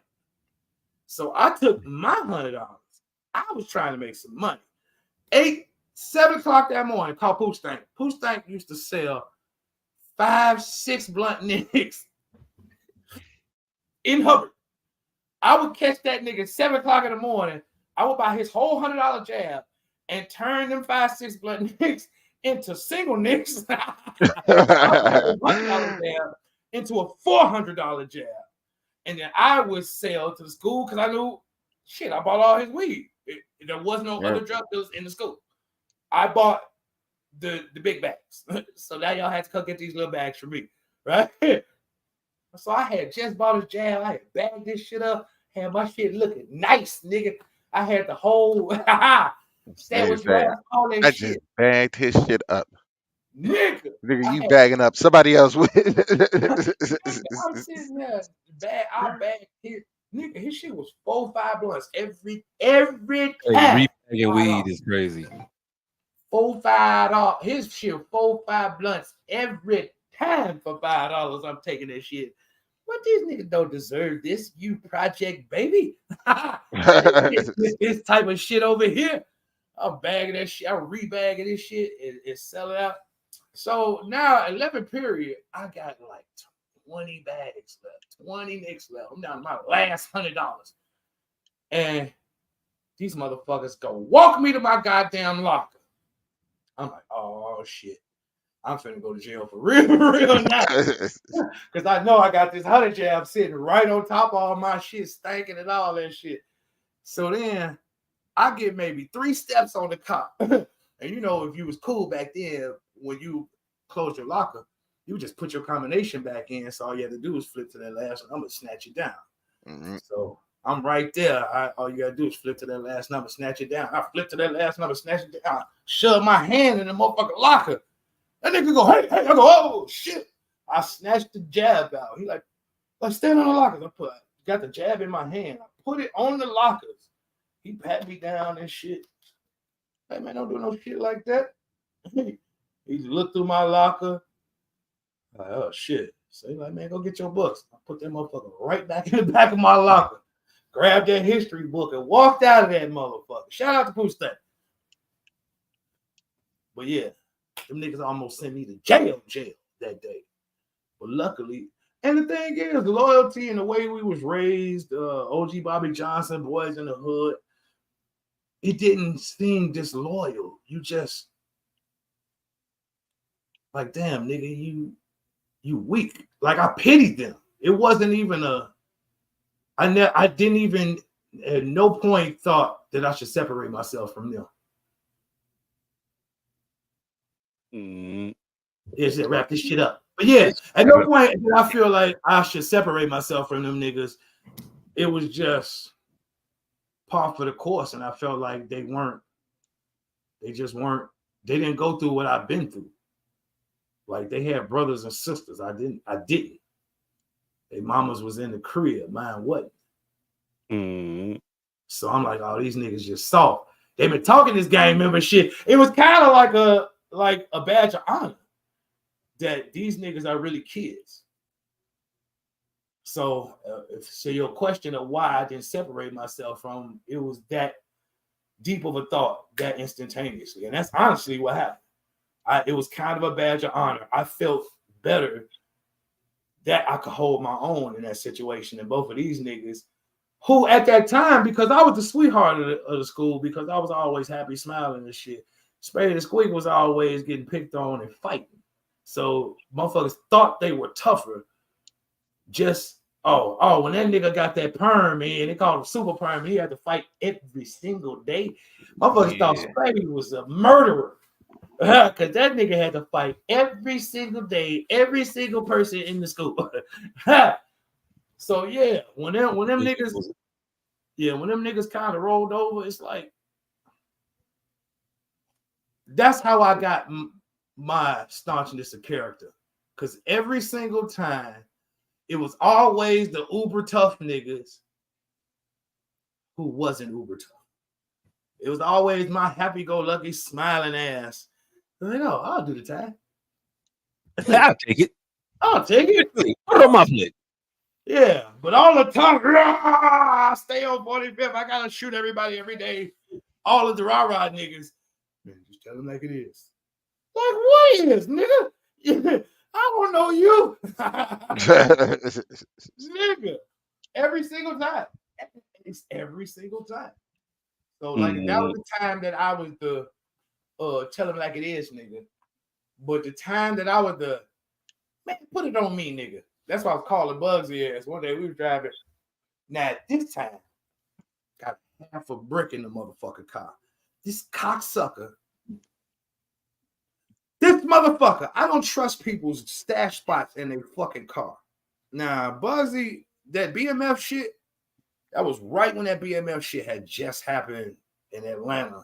Bugsy had this we had a Concord that you step on the motherfucking this and pull that and this, that. Some shit would open up on his motherfucking console. And it was a stash spot. He had a TV in there and all that type of shit, in dash or whatever. This is the very first fucking time I ever trusted a motherfucking stash spot. I never trusted stash spots. I always my nuts. If I'm gonna go to jail, I'm gonna go to jail because you found this on my ball sack. Like, I'm gonna fight this in court. I don't give a fuck if it's a brick, 2 bricks, 10 bricks. It's gonna be on my person, and I'm gonna fight it in court. That nigga talked me in because this big luxury Concord, the 2000 when them Concords had just dropped. Oh shit. BMF was a big pop, and I am get my BMF put this quarter brick in this motherfucking little stash spot.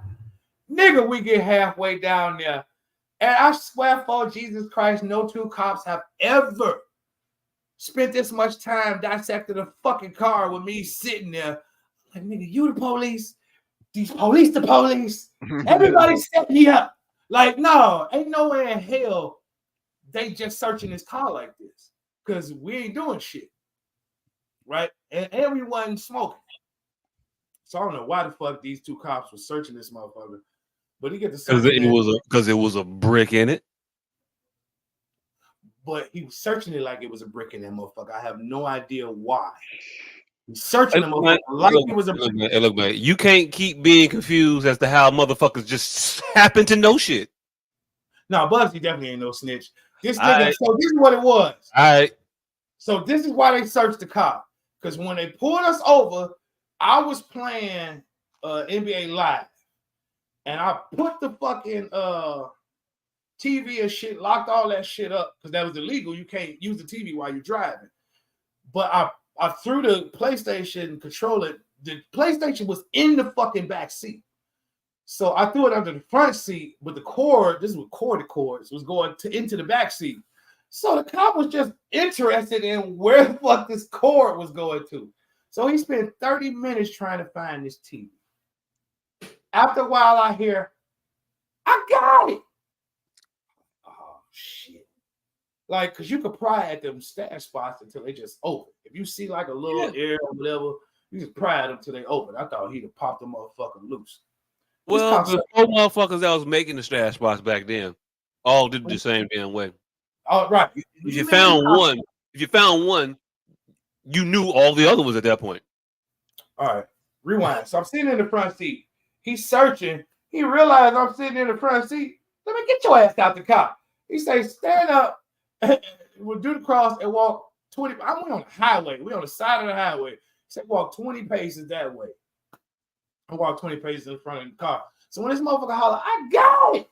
I'm like, oh shit, do I run? I'm fat as hell at this point. So I'm like, nah, running wasn't my thing.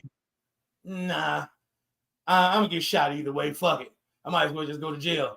So he walk up to me. He like, now step back to my voice. I'm walking back. He say, where the rest of the drugs at? I say, the rest of the drugs?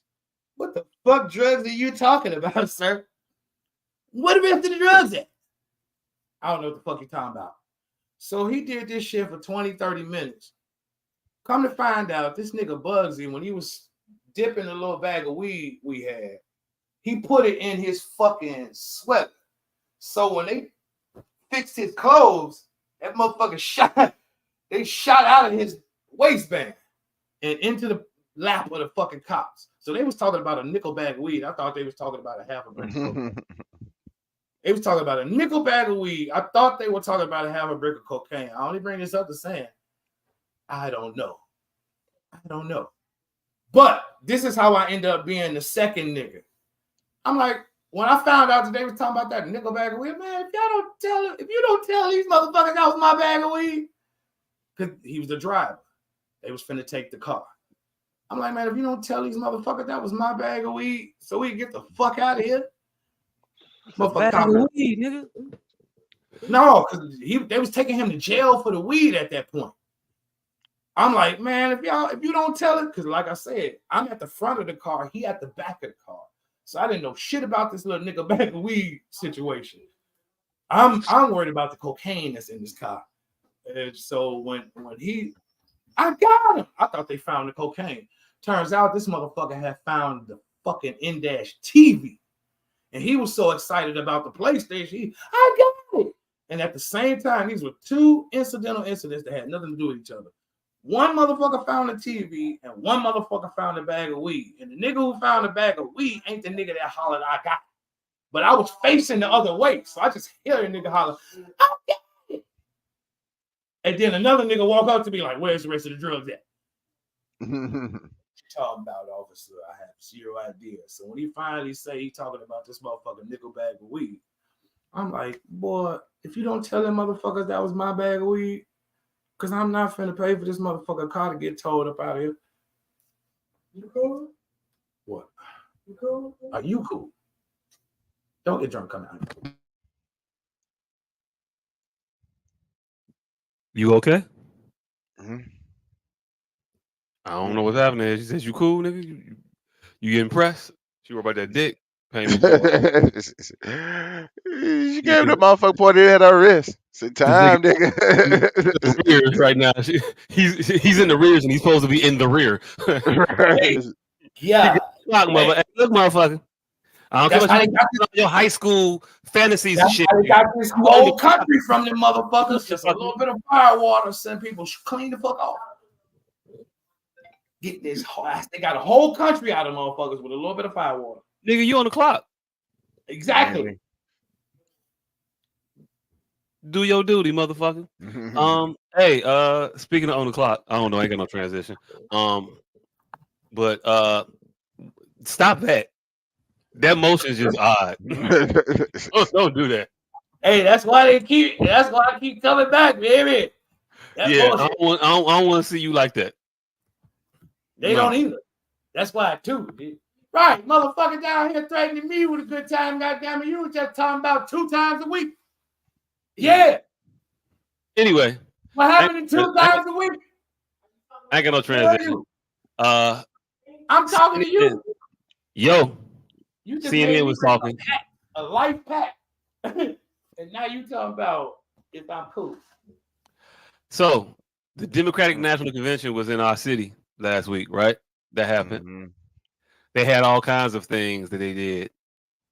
One of them was to go to a barbershop and talk to some black people about politics. And so CNN just decided to go talk to a bunch of black men in the barbershop about how they felt about Kamala Harris.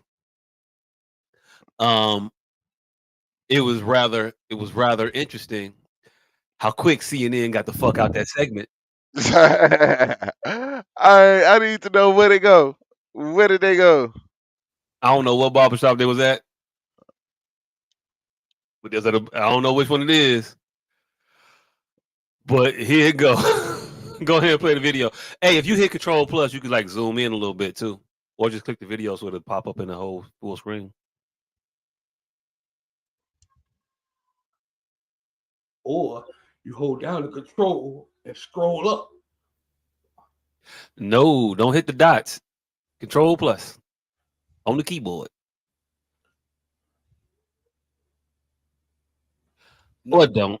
Just play it. It don't matter. You hold the control button and scroll up with your fucking scroll. That zooms in. It does the same thing. Oh, well, that too. Yeah, do that. You keep typing C's. Because that's the C. It just did it. Whatever you, when you just did it, it just zoomed in. There you go.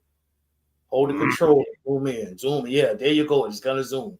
Why the video is getting smaller, I couldn't tell you, but yeah, I don't know why. Zoom out. Just go back minus now. There you go. Just play it how you play it. Is Kamala going to make you a little more likely or less likely to vote Democrat? Well, hold on, first, Ray, hold on, Ray. Is Kamala black? Yes or no? I'm going to let her speak on that. But to me, no. Oh, is Kamala black? Yes or no?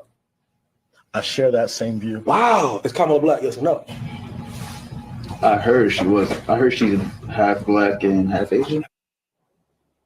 When I played that audio on my Sirius XM radio program on Thursday, many callers who self-identified as African-American were quick to tell me that those men were the exception, not the rule.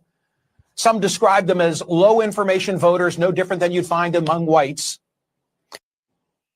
Is Kamala going to make you a little more likely? Go ahead, Paul. You gotta replay it. Why, when motherfuckers don't agree with you, they got to be stupid? They got to be low in information, low intelligent. They just don't agree with what you believe. They're not stupid.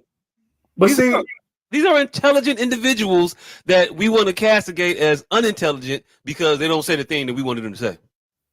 I mean, because it ain't because they're not saying the thing that we don't want them to say. It's because we softball the question and they softball the answer. Like what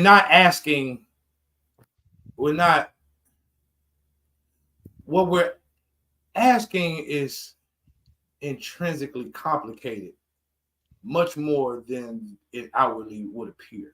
They're not asking if she. No, it's not. It definitely is, because it's the foundational black American. Oh, I is see what you're getting doing. good. No, hold on, real quick, because you finna get lost in the weeds. It's like they was finna get. They want you to get lost in the weeds. See, I'm That's not. what's happening. I'm not getting lost in any weeds. I'm explaining to you what's going on. I'm astute enough to know the weed, the weed bullshit that these motherfuckers try to shroud us in. See, they took a That's what's segment. happening. Hold on, It's literally what's happening. They took a segment and played it amongst the lowest hanging fruit of shit that they can attack. Is Kamala Harris black? That's what they did. That's what they want you to focus on. That's what they want you to think that the arguments are about, because they want you to think that motherfuckers are low intelligence. That wasn't the only thing that people said in that barbershop. People talked about her policies, the lack thereof. People talked about what they seen her do as vice president, as a motherfucking DA, as a senator, as a motherfucking prosecutor. They know that. They talk about it. They only want to act like the only accusation black people have about Kamala, or black men in particular have about Kamala, is the dumbass issue black shit. No, they want to paint that as the only point of contention, to paint the individuals saying it as stupid. I didn't think that we were going to be stupid enough to fall for the okie doke. I don't believe that that's the only thing that people said, that these people said in the barbershop, or to believe that we are hung up on this woman's color or race, and we are not. I don't give a fuck about a conversation about that woman being black or not. And if you about to delve into it, fam, what's the point? It's the lowest common denominator. That's it. These people are trying to get viewership above all. And many people don't care about her policies. But you know what the lowest common denominator do care about? Is she black? The salacious topic. That's the catch-all. That's the Venn diagram that's going to hit the most people. Well, say that's the lowest common denominator, and don't say that that is the conversation or that is the point of contention that black men have with her. They got dual indemnity. They could smack you and at the same time just try to get viewers. They don't though. You don't. Hey, look, fam. They don't give the attention to the other side of that coin. They don't give the intelligent arguments against her. They just give you the bullshit argument against her and say that's all they're talking about. Because that's all they need to do. And I'm pointing it out as bullshit. Oh shit! If it works, if it ain't broke, don't fix it. And it shouldn't work. It's broke. It's bullshit that they use, and some of us fall for it. But do you fall for it? But we do, and I'm trying to pull a wool from off of a nigga's eyes and say, "Hey, look what they're doing to us." But do you consider people like Tariq Nasheed lowest common denominator? I ain't even mentioned Tariq Nasheed, but okay. I am mentioning him. Do you consider him a lower common denominator? No. He's the motherfucker that does that. No. Because he's fighting this battle from a different angle. He's trying to accomplish something. I don't think he does that. I think people say he does that. Does what? Incite the battle and try to raise bait or shit like that. I don't think he that's definitely tried to create separation between West Indians and foundationally. That's why he came up with the term foundationally Black American. Because it had to be, because if you didn't notice, there is a large swath of foreign-born Black people that come to America and castigate American-born Black people. Yes. They talk about us as though we ain't shit. So just because this is what I'm saying, he's instituting that language.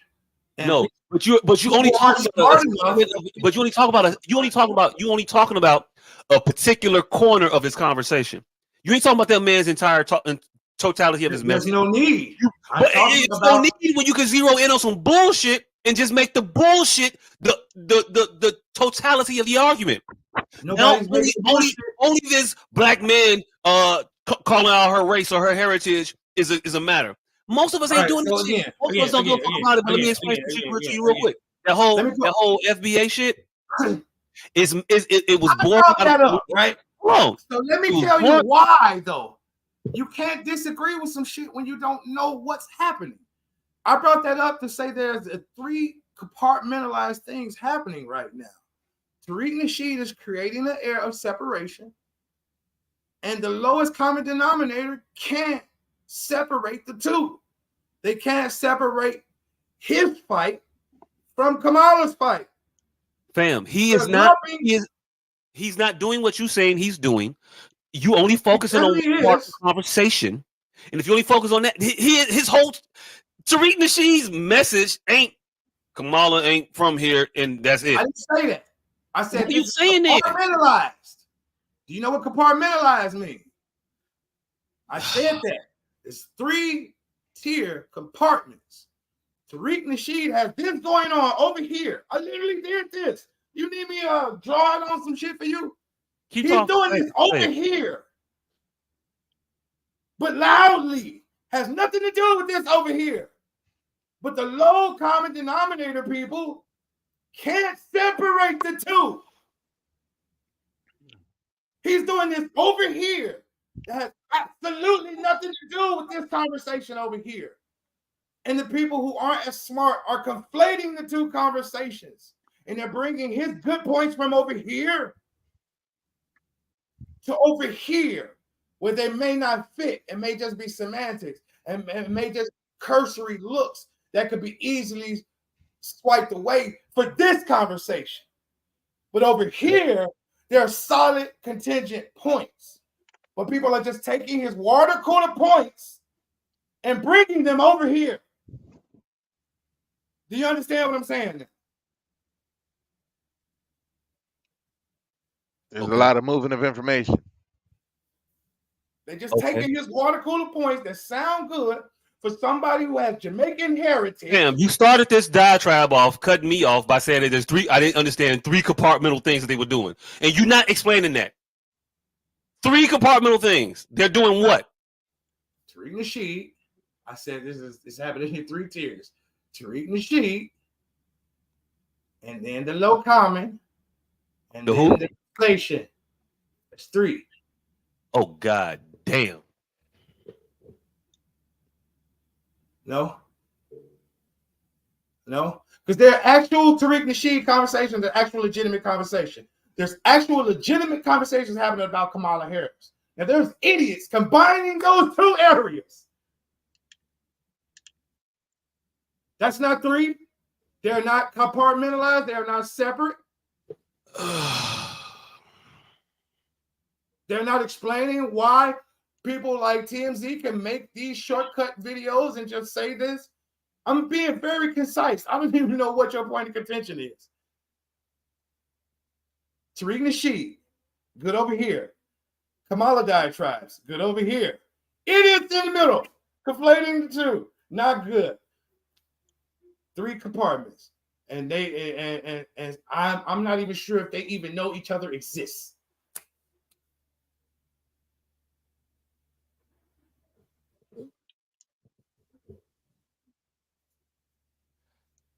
They only want to focus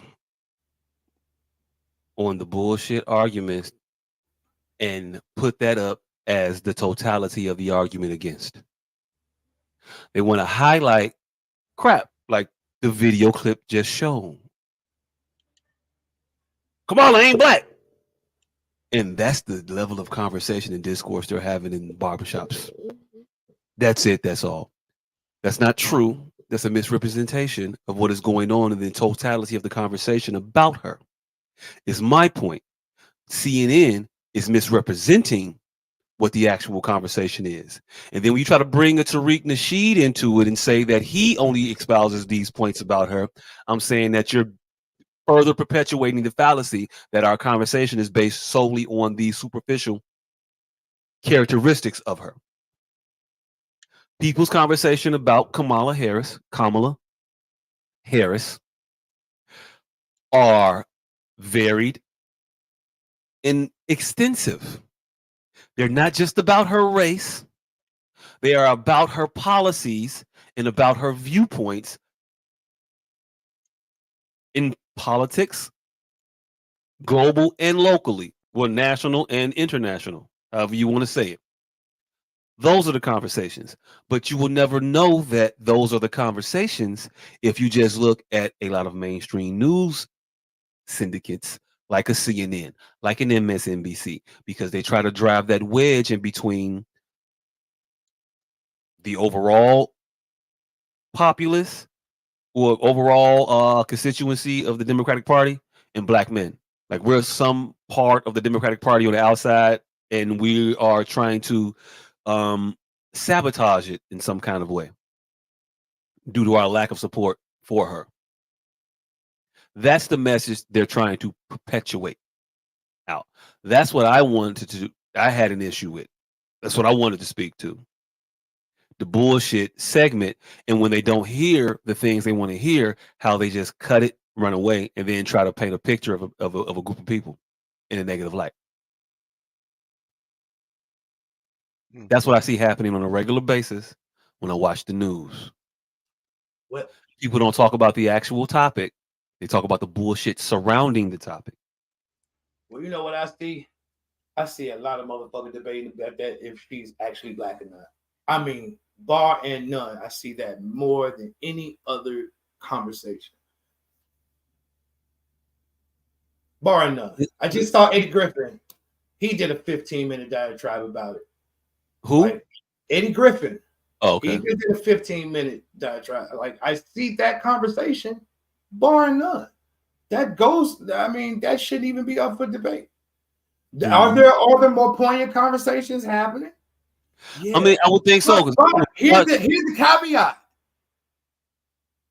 We are looking for something from the LCM. And we often think that they are higher ilk than they are.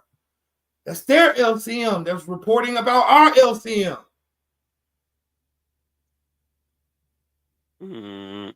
But if you were to just like I'm saying, you want to see different conversations with black men talking about this shit, go to RBE, Revolutionary Blackout Network.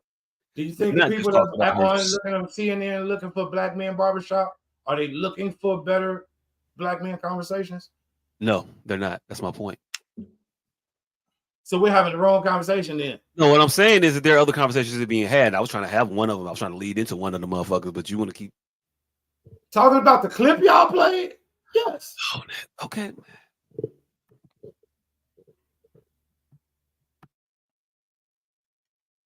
All right. Yeah, so you cut the camera off. You could have kept it on.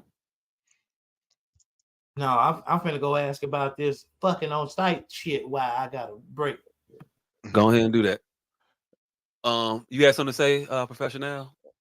All right. So yeah, that is not the yeah, that's not the real issue motherfuckers have with voting for Kamala.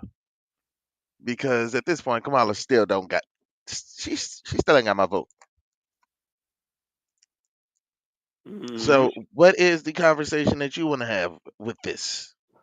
Oh, I just wanted to point out that people are having better conversations than just about her race, and those individuals. We've had conversations on this show about things other than her race and her policies that could be highlighted. Yeah. You got people like the Revolutionary Blackout Network that he says up and down his timeline he sees the conversation about her race.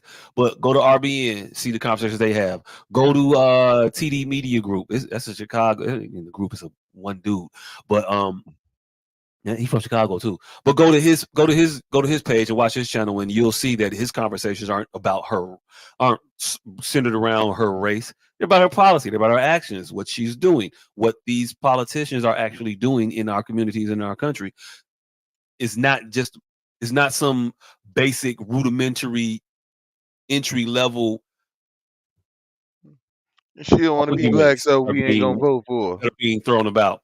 There's actual in-depth. What the real life just tried to go home out me out some dick. You gonna eat your cornbread?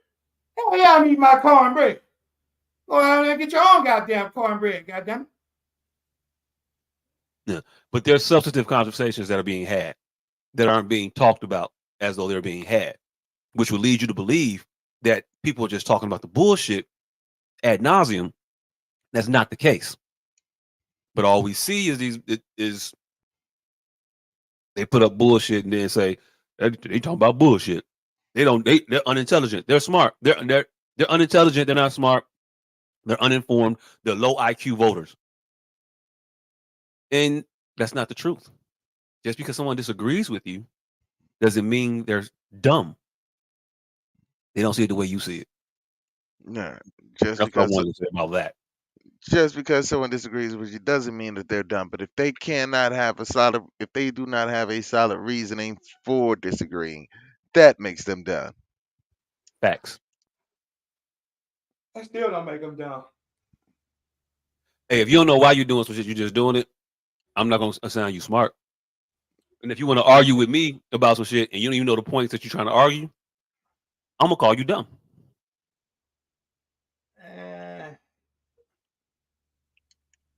That's how I feel about it. I don't know. Sometimes people need a motherfucking translator. Sometimes motherfuckers can't formulate topically the exact thing they need to say. Sometimes motherfuckers don't be listening when they say it anyway. Mm-hmm. So I'm never just gonna. I'm going to imbibe this shit and I'm going to give it some time to soak in. I'm not just going to automatically consider a motherfucker an idiot. That just may not be where their field of expertise lies. I mean, you could say that. Producer, pull up that. Because idiot is all encompassing to me. Hey, producer, pull up that Plies video real quick. Because this is what you'll see. This is the push they want to put out there as intelligent conversation surrounding Kamala Harris. Ain't nobody ever said Plies. Yeah, right. Oh, but they are though.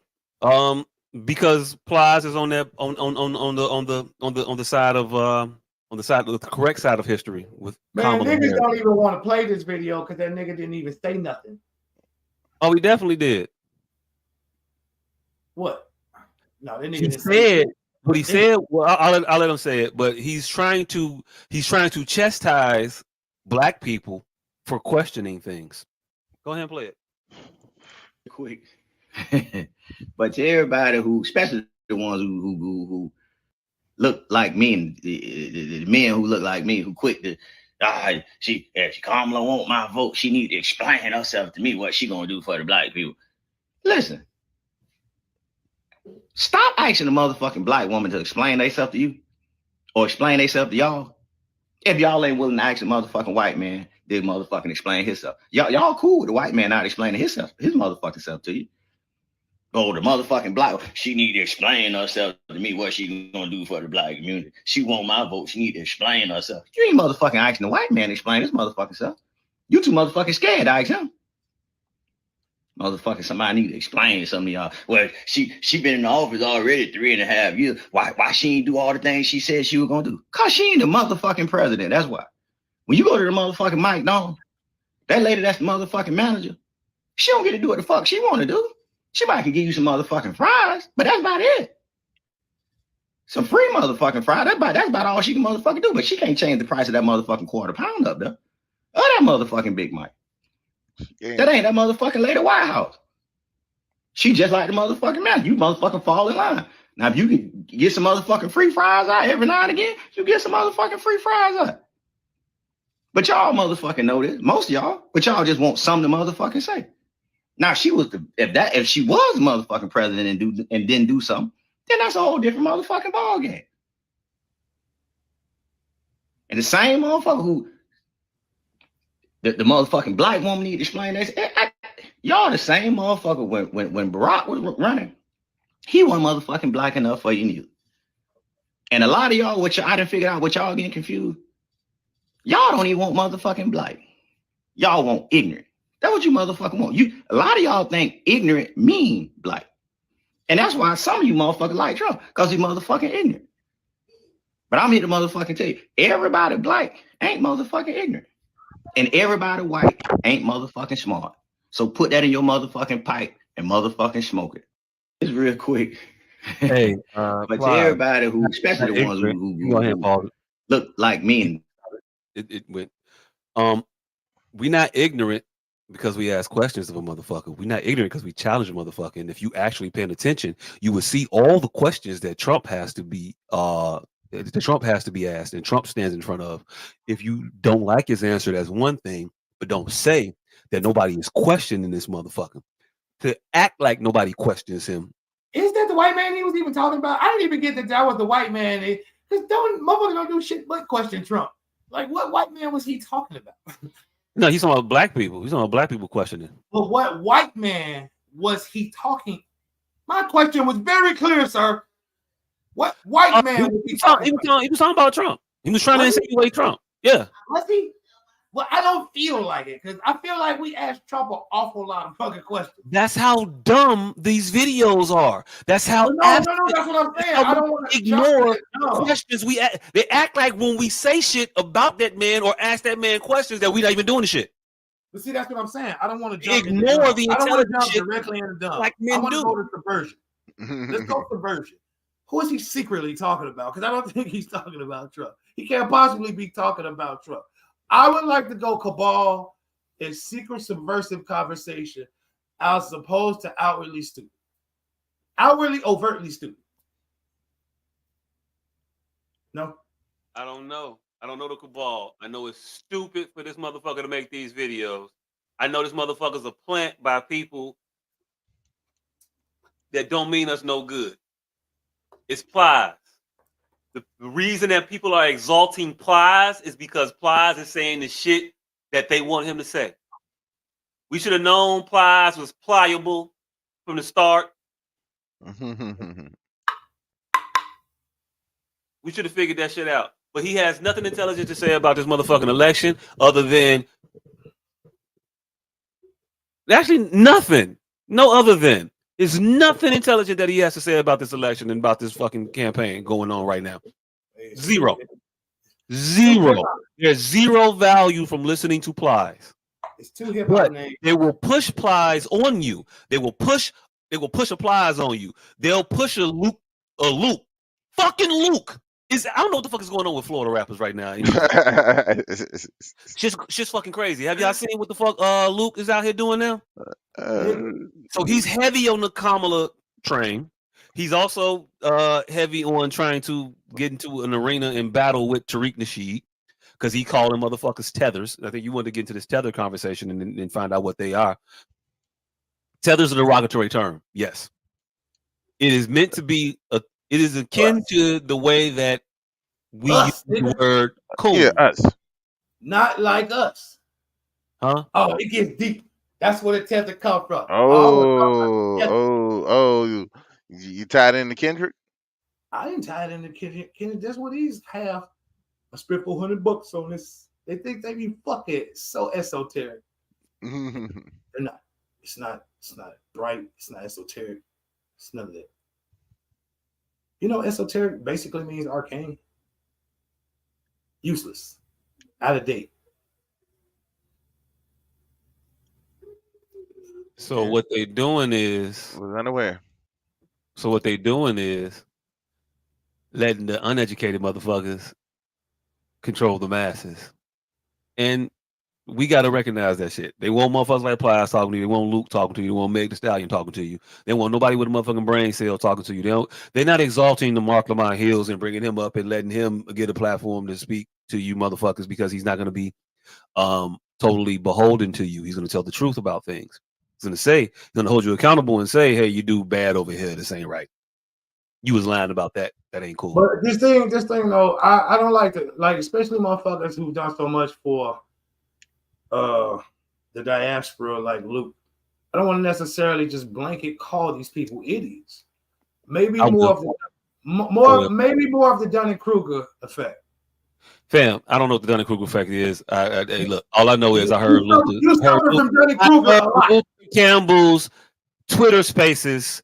You suffer from Dunning-Kruger's a lot, nigga. It's smart enough to know enough about the subject to think you know a lot about the subject, but not smart enough to know you don't know shit about the subject. Okay, cool. That's what Dunning-Kruger effect is. Smart enough to think you know everything about a subject, but not smart enough to know you don't know shit about the subject. That's what Dunning-Kruger's is. And that's not necessarily a person being an idiot. That's a person just not fully knowledgeable. And they're trying to get it they're trying to foray into a place that's beyond their scope. But that don't make them an idiot. that Well, make a I'm calling him an motherfucker idiot. attempting to grow. I'm calling him an idiot because you're trying to attempt to grow without knowledge of the thing, and not even just grow. If you want to grow personally and do your due diligence in that aspect. But don't be in your growth era trying to lead people while you still a fucking sapling. You ain't even budded yet, and you trying to lead motherfuckers. You don't know shit. That's stupid for you to jump out here and try to drag motherfuckers along, because you're not dragging us into anything intelligent. Luke, all you saying is the shit that they want you to say. You're not putting forth any actual intelligent thought behind this thing, because if you were, you would realize that the person you backing ain't got a fucking plan up yet. There's no platform on her website. I don't give a fuck how much shit she says at a campaign rally that is not an agenda. She has no policy up. She said some things, and it sounds like wistful wishes. It's some wishful thinking. Yeah. It's just rhetoric. I'm gonna give first time home buyers $25,000. Hey, look, the shit she says even be stupid, and they let these idiot motherfuckers go right along with it like it's a good thing. 25,000 to first time home buyers. Also, not just first time home buyers. First time home buyers. First generation home buyers. They putting a lot of caveats in this shit to disqualify a lot of motherfuckers. So let me just keep it a bean with you. If your parents had a house, and then your parents lost the house under the last black president that we had, because a lot of black people lost homes under him, but nobody wants to talk about the biggest wealth transfer from black people happened under the black president. We talk about the good and ignore the other shit, and the other shit is what fucks us. But hey, this one is saying $25,000 to first-time home buyers, first-generation home buyers. There's an and also that has to be attached to that nobody's looking at. Now, black people, you mean to tell me that there's overwhelming preponderance of us that are going to be disproportionately first-time home buyers and first-generation home buyers? Like, what generation are they talking about? Grandparents, parents? If your granddaddy had a house, now are you no longer a first-generation homeowner? Right, because your granddaddy had one. Or if your parents had one, you're no longer a first-generation home buyer. So you wouldn't qualify for it. You wouldn't get it. But it's a thing that they said that motherfuckers want to champion, not understanding that you won't be eligible to receive this shit. So it's a nothing benefit. But the first thing I'm hearing is we be the only motherfuckers gonna be benefited from it, if anybody. We what? I said, but under those few constraints already, we be the most likely to benefit from it. No, we won't. You know who the most likely is? Who? These new citizens, immigrants. New migrants. Okay, we all know them. I'm talking about outside of them new migrants. I don't think there's going to be much of it outside of them. That part. Qualifying for federal loans? Yes. Not much outside of it. Grants? Maybe. Loans? No. Well, not the loans, but the grants, the 25,000. Right. This isn't a loan, by the way. They're just trying to give it to you. It's 25 grand. Right. But it may be under a loan program and not a grant program. That matters, yes. Certain people. How does that matter? Because certain people qualify for grants, certain people qualify for loans. But they've already told you the qualifications for this one, though. They told you. I said it to you. So what is your consternation right now? If it's a grant that has other things attached to it. The qualifications is first generation, first time home buyer. What the fuck difference will it make if it's allocated through a grant or a loan? Because them migrants ain't gonna be qualified for loans. Why not? Because they don't have jobs. You don't need a job to get a loan. You do. You need some type of income. You need some type of collateral. Now they may squash it and qualm it and say you don't have to pay it back. But if it's under, they do this shit for reasons, for these very reasons. so they could pencil whip and maneuver through the minutia. So if it's a grant, yes. What y'all say, 1,000%. If it's a loan, we are the most plausible. Us and the migrants that been birthed here. Also, migrants got jobs nowadays, by the way. Just go put that out there. They let them motherfuckers work too. I don't think they're gonna qualify for loans. I'm not trying to stick up for these migrants or none of these. Sound like Hey, look, it sounds like they're gonna qualify. They're gonna be the ones they're gonna benefit from this particular program if it even gets passed, if it even happens. Because she got a lot of bullshit.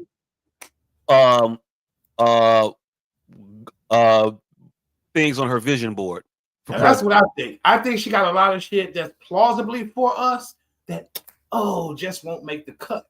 Now that maybe.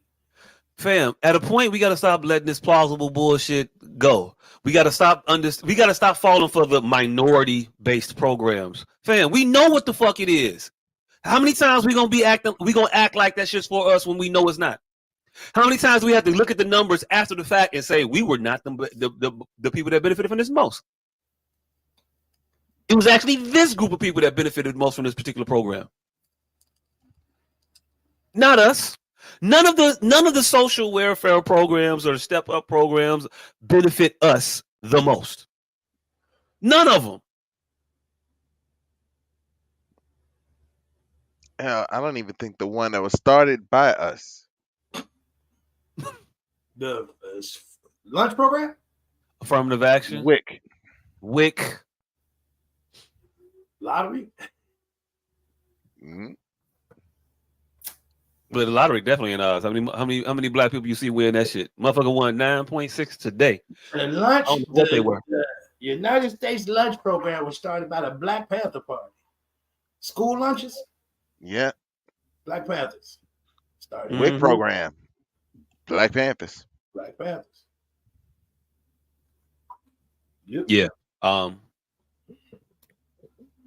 Don't fall for the okie doke. Don't let these motherfuckers put you in this trick bag. Florida rapper, shut the fuck up. Luke, definitely shut the fuck up. You sound like a moron. I heard the whole spaces. I want to do a breakdown on it, but I really don't because fuck Luke. But he started his spaces off saying, we're not going to talk, we're not calling by names. We ain't going to get derogatory, all this shit. And then one person got on there, he calls somebody a nigga. He said, okay, you got to go. 10 minutes later, nigga, please. This nigga Luke is on here calling everybody a nigga and a dumb motherfucker. Won't let nobody talk. If you have a contrary view to his, you couldn't get a word in that motherfucker. He brought up two motherfuckers. One of them was RZA Islam. You think he let RZA Islam talk? Yep. Nope. That motherfucker got 2 words in before he got cut off. You're a bad motherfucker. You can cut RZA Islam off. That's the talking motherfucker. When you hold the motherfucking mute button, you ain't got to be a bad motherfucker. You just hit the mute button. Oh, all right. Yeah. Shit. Bad motherfucker. You had people in there saying, hey, bring RZA up to talk on this shit. Because he created the spaces and said, Tariq Nasheed, we going to have this conversation about you trying to call the Honorable Minister Louis Farrakhan a tether and Malcolm X a tether. Since Kamala's a tether, they tethers too. So they shouldn't speak on behalf of black people. And the conversation I was going to get into a little while ago about what a tether is, it's a derogatory term akin to the way we use coon for our own natural born black people or black people in general. It's not meant to cover all people who immigrate to this country or all people who have parents that are not born of direct slave lineage. What you want to call it? It's not meant to talk about them or paint everybody in the light of your mama from the islands and your father's Jamaican and no shit like that. That ain't what it's for. It's for the people who come over here and try to denigrate black people on the basis of these bullshit ass stereotypes of black people being lazy, uneducated, extra violent, all those bullshit labels that get placed on us. That these people come over here, some of these people, these people we call tethers, come over here and try to place on us, as though the totality of Black American people is just lazy losers and fuck niggas, and that's not the case. So, as a term of quote unquote endearment, call them tethers, because you motherfuckers just came over here to get a link over here and glom on to the situation that American Black people have built. We different than where you came from. You don't give a fuck where you came from.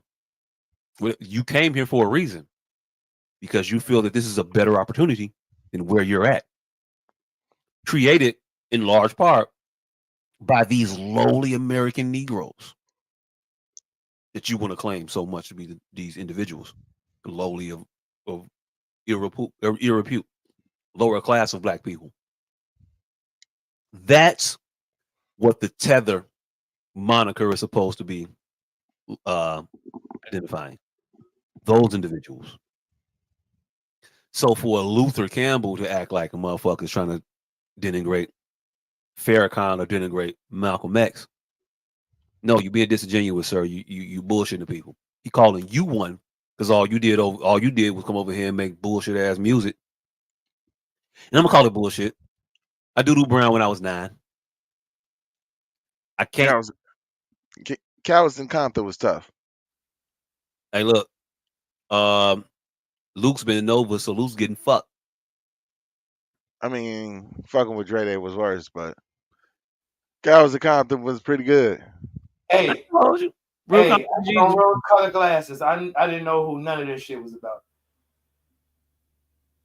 about.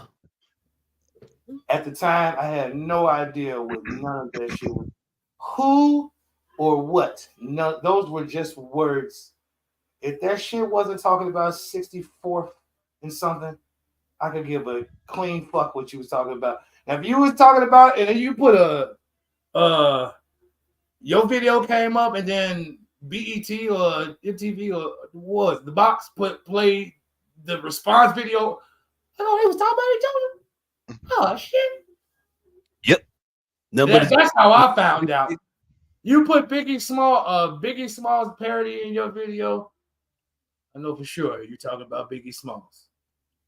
They had a crackhead Eazy-E running through the streets of Compton, and that's how I know. Yeah, but fuck you, Luke. Your contribution is Doodoo Brown. I never went back to Doodoo Brown after I got out of adolescence.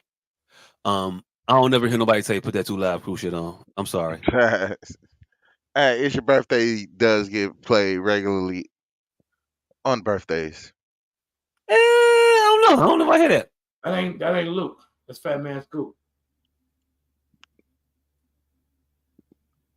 Nah, go shut go. It's your birthday. It's your birthday. It's your birthday. It's your birthday. Go. It's your birthday. Yeah. I thought Fat Man Scoop mixed. I know which one y'all talking about that y'all think you played. It's one that sounds just like that. That's not what they're not playing that Luke shit no more. They're playing that Fat Man Scoop shit. Fat Man Scoop, he sounds just like that Luke shit. Oh, okay. Yeah. Hey, so even further, you lost more footing, Luke. Fuck you. It's just you chill, and we see that you only here to attack your appropriate level of Negro. So they told you, hey, Luke, we want you to go after motherfuckers that have the ear of the hip hop generation type motherfuckers. We want you to talk to them. So if you got any, okay, y'all. No. All right, thank you. But if you got any any people that you see on that level, get at them. And it feels like they got that nigga just to go after motherfuckers that they can't go after otherwise. Tariq Nasheed is out here doing the thing. He got a certain following. Luke, go after that shit. Like, Luke, stop. No, Luke, don't. You're not equipped to handle these conversations about politics in any shape, form, or fashion. You was just a few years ago trumpeting the prowess of Donald Trump, using the Trump trumpet a while ago. Yeah, they brought those tweets up. Animosity made you speak with the folks of your Drake. And this wasn't like decades ago. This was the last election cycle, my nigga. So what the fuck we talking about? You can't all of a sudden be thinking that this man is so evil. In 2016, you was like, I fuck with that nigga. 2017, you was like, man, he got a point. That's what you were saying then. But fast forward to 20. Actually, you was on this. I think you had your Kamala realization before 2024. I think you had it a couple years ago when you interviewed her. What was it? 2020. He interviewed her and was like, "I'm sorry, I didn't know. I can get a check from y'all. So my bad. You good?" That's what the fuck happened. And now he's a surrogate. No other political fucking expertise. Nothing. You a surrogate for the Kamala Harris campaign, and your job is to go after these particular targets, and we know what the fuck it is. You hip hop targets that are trying to tell the youth to question and think about it. You too, Plies. All right. So you gonna tell them stop thinking. All right. So my thing is, all right. So if you are a political pundit, why are you entertaining the likes of Luke to jump on his spaces, his Twitter spaces, Luther to Campbell try to is 64 years have old. a political debate with this nigga? Luther Campbell is 64 years old, and he's a loud growth. He's a what? He's a loud growth. But he didn't grow. He's not espousing any principles that these parties have that he aligns with. He's just telling you, number one, he's trying to pick a fight to say that you shouldn't be talking about this motherfucker because you shouldn't be listening to Tariq Nasheed because he's calling. What I'm saying is my justification. Tariq Nasheed is only going after motherfuckers who not being about the agenda for black people. Kamala Harris is on record saying that she don't give a fuck about reparations. She's also on record saying that, I think about it type of shit too. She tried to play both sides of it, but when you are on the side of nah, not that shit, we already know that you're not gonna fight for it ever. So whenever you try to talk about it in a light where you're gonna give it some thought, we know it's bullshit. You might endorse a think tank about reparations, but we don't need no more reparation think tanks. Nobody needs that shit. We've thought about it. We need a couple more, goddammit, until they come to fruition. Fam, they only there to kick the can down the road. They do another motherfucking reparation. They do a reparations commission every fucking election. Every time a motherfucking Democrat get in office, they got a commission based with 7 or 8 motherfuckers. They get a couple $1 million to research the efficacy of reparations. They do it all the time. Hey, California gave that beach back, baby. It might be slowly but surely happening. Hey, that was the dumbest shit ever. And they sold the motherfucker back. Yeah. Hey, I guess eminent domain really didn't apply that much. Well, supposed to take it in the first place. Man, they sold the motherfucker. I mean, but why wouldn't you give it back? The motherfuckers like, hey, y'all done took all the money out of it, baby. You know what? Wait a minute. The family sold it back to the city? Yes, because the kids didn't. The kids weren't. They were only promised like some pittance over the years. With it no more. No, they could do shit with it, but the government got first rights. I thought they changed the zoning on that land, and so they couldn't do what they wanted to do with it no more. That's why they sold it. They could do whatever they wanted with it, but the government got first rights refusal. So if they want to do anything with it, they had to sell it to the government first at a nominal fee. So I guess that is changing the zoning. Like if you have to sell it back to us first, then that we're gonna, they sold it back. So whatever they were getting from it was pittance. Like I said, it was like 15 of their ass. So if they were gonna get what they were gonna get residually, it would be like $200 a year. But if they sold it, they all got like $75,000. Either way, it was some bullshit, but they went for the 75. That's the way it worked. That's the way it worked. But fuck you, Luke. Fuck you, Flies. No, all I was saying was, all jokes aside, stay quiet, please. All I was saying, stay quiet, please.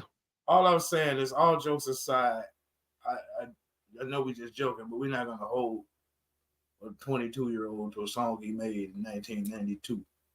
No, I'm gonna hold Luke to that shit. I'm gonna hold Luke to it because Luke built his whole fucking foundation on that.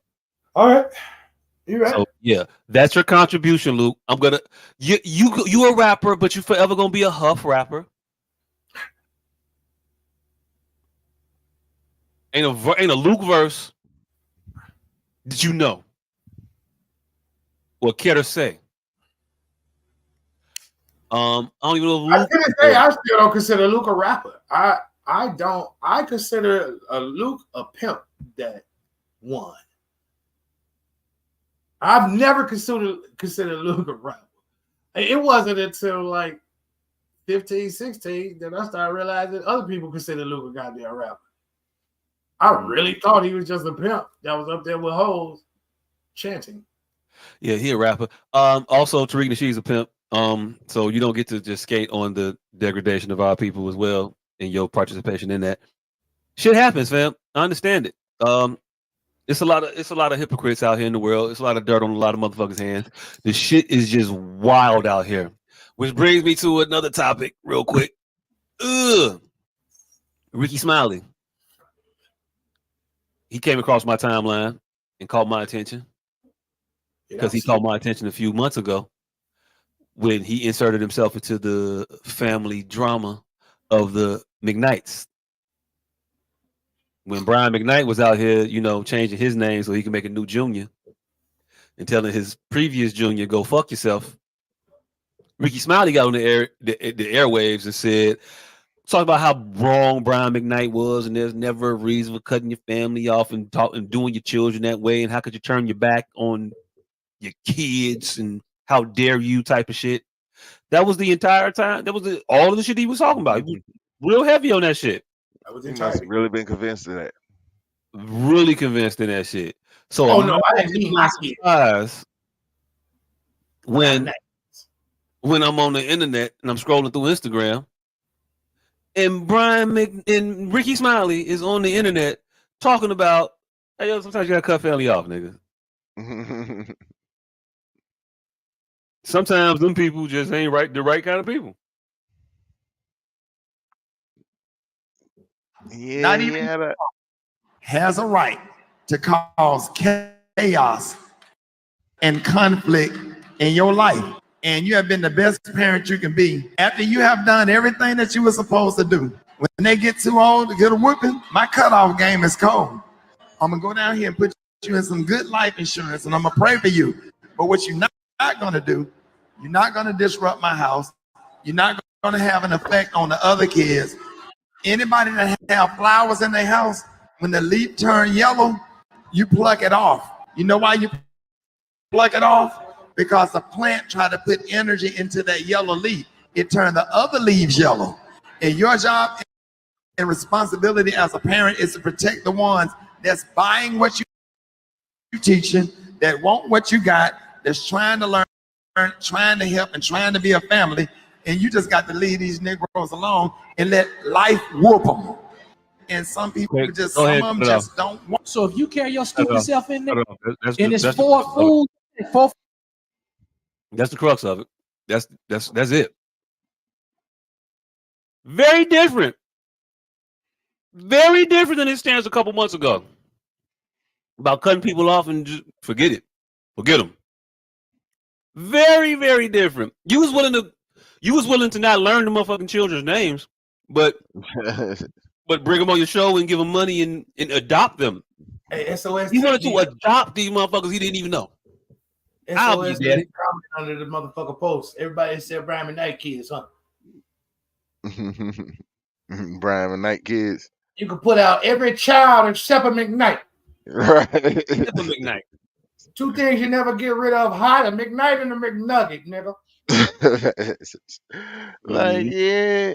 You Like let it I cool get down before you throw it out. You cool down before you toss a McKnight or McNugget. you could get rid of your kid. You can't get rid of your kids. I can get rid of mine now. I I cut cut mine mine all the off. way off. Hey, when Cat Williams said these motherfuckers was ain't shit people, he couldn't have been more correct about the integrity of these individuals. I swear.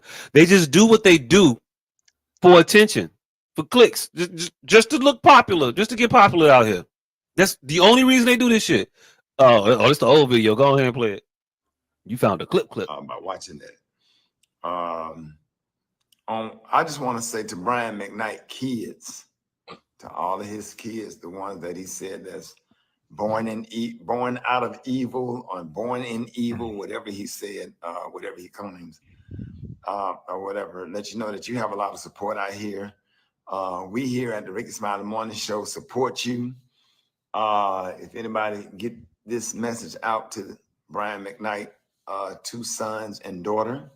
If somebody get this out of Brian, you are always welcome to the state of Alabama, to the great state of Alabama, where you have men and you have uncles and you have a lot of people in Birmingham that Get adopted by me. take on kids. Come on, that I have take been care of y'all. abandoned. I'm finna get rid of my kids in a I've minute seen a lot anyway. of it. I could Even use the with new watching kids. Little League football coaches that spend their own time, money, and resources into trying to make sure that the kids have everything they need. But I know that y'all are older. But if y'all ever feel any kind of way, The fuck is he trying to ask Trigger Bell for some money for his gym? unloved, the need male figure, father figure, it's people Yellow is out here like myself. Whoa, did he? And I know I can vouch for my brother from another mother, Ben Crump and others. We would be more than happy to have at no you. You are time. not thrown away. You are not garbage. You are loved. You are to Is be this nigga trying respected. to be And there's a lot of group of men trying to out start a here Big Brother program waiting with to Brian stand McKnight with kids? you. And Chance Brown McKnight kids. All the rest of you motherfuckers ain't shit. Right. My kids ain't shit. I'm done You with might them. well say, hey, yellow is subjective. Brian a little darker than me, so his yellow kids is right in my kid colors. Oh shit. But yeah, no, it's crazy though, because all of them motherfuckers are like Cat Williams did that motherfucker interview in January of this year. All of them motherfuckers have since started to unravel. This nigga with that Brian McKnight shit, Dale Hughley sat just recently on Vlad TV and said he will never go on Shannon Sharp. And I quote, because he's fucking messy. Shannon's messy. Shannon Sharp is messy. He said this on Vlad TV. They all are just unraveling. Steve Harvey keeps fucking talking about whipping Cat Williams' ass any chance he gets. Anytime a room is more than 20 people and gets quiet, Steve Harvey talking about it is 9 months later. I'm gonna beat the shit out of Cat Williams when I see him. Hey, no, but this some crazy biblical shit. It's like this is how the old folk would tell you they can't help themselves. Like we sitting here, we're modest men. We saying they should see this fallacy in themselves and not do this. Like it's recorded. But the old folks will say God will blind you to your wicked ways. They don't see themselves doing this shit. Like, nigga, you bring up Cat Williams every 3 weeks, whipping his ass. Say it again. It said God will blind you to your wicked ways. God will blind you to your wicked ways. Yeah. So you won't, or how the sailors would say it, your shit don't stink. But yeah, God will blind you to your wicked ways. We would all think people would see this of themselves. And if they were the narrative world that people are speak of, then this is an easy thing to sidestep. I'm not finna talk about fucking cat. I'm not gonna progressively get more volatile in my description of an encounter with Cat Williams. I went from I wouldn't say anything to you to this latest diatribe. I've said now that I will shoot your perm off. Like he's getting progressively more volatile, and he doesn't see it. The high road, Hughley sat on the high road get real tricky the way they traverse it. Yeah, D.L. Hughley sat on Vlad TV and called Shannon Sharp messy. It's the word messy. He could have said anything other than messy. He could have said, and then he went on to describe Vlad's MO. Once I saw the salacious video, once he saw the salacious video got views, he then conceptualized bringing on more guests too. That's Vlad's MO. Vlad started. See, the motherfuckers don't even realize this, that Vlad TV started like a world star. Vlad was just posting random insightful videos before he started getting those one-on-one interviews up. Vlad was just posting fights and robberies. You go back on Vlad's long enough to get the views up, he was posting fights and robberies. He was posting world star style shit from what the fuck was this shit called? Rap Attack or Rap Maniac or some shit. It was Rap Grid. Huh? Rap Grid. Rap Critic? Rap Grid. GRID. Rap Grid. I don't know. It could have been one of them motherfuckers, like one of them old school ass world star ass sites.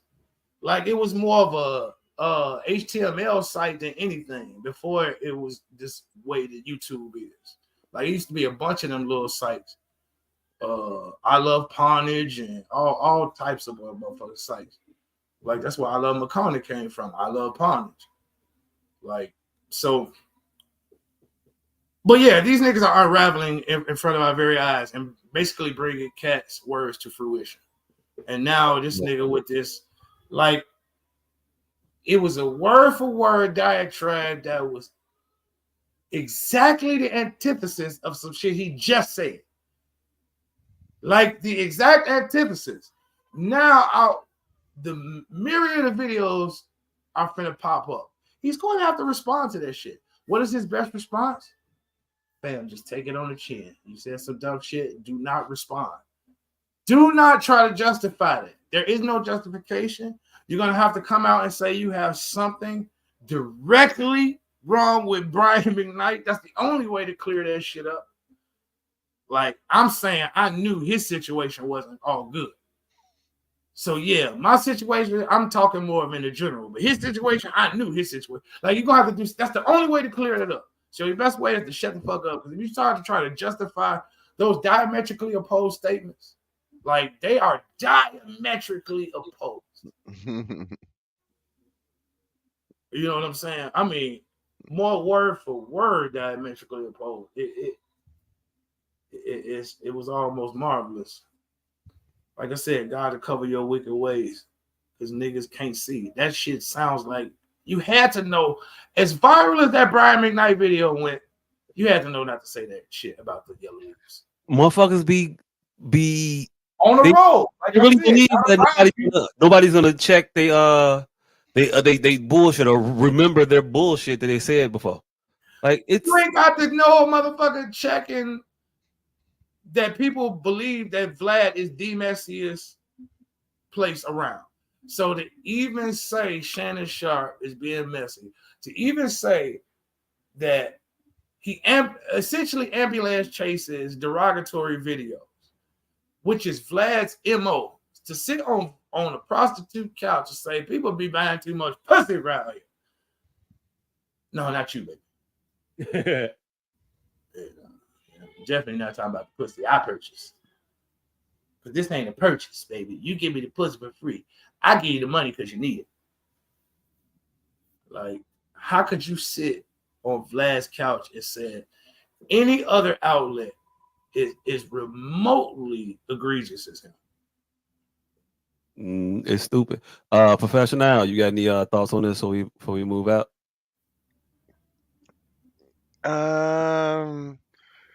No, just that hypocrisy runneth wild, like Hulkamania.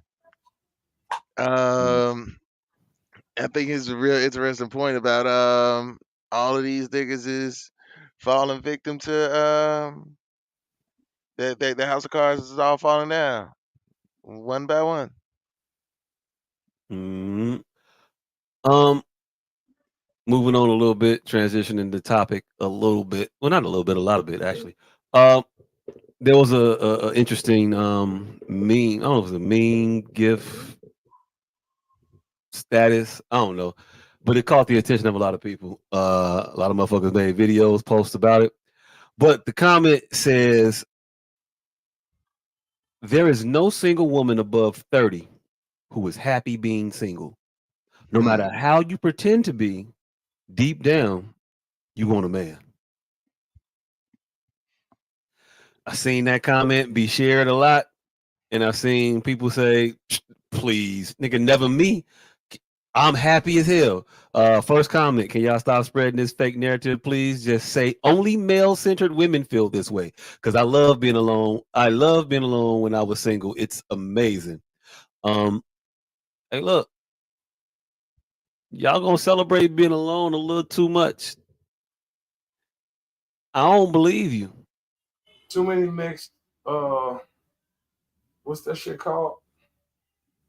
It's an untrue statement. It's too many mixed time frames in her verbiage.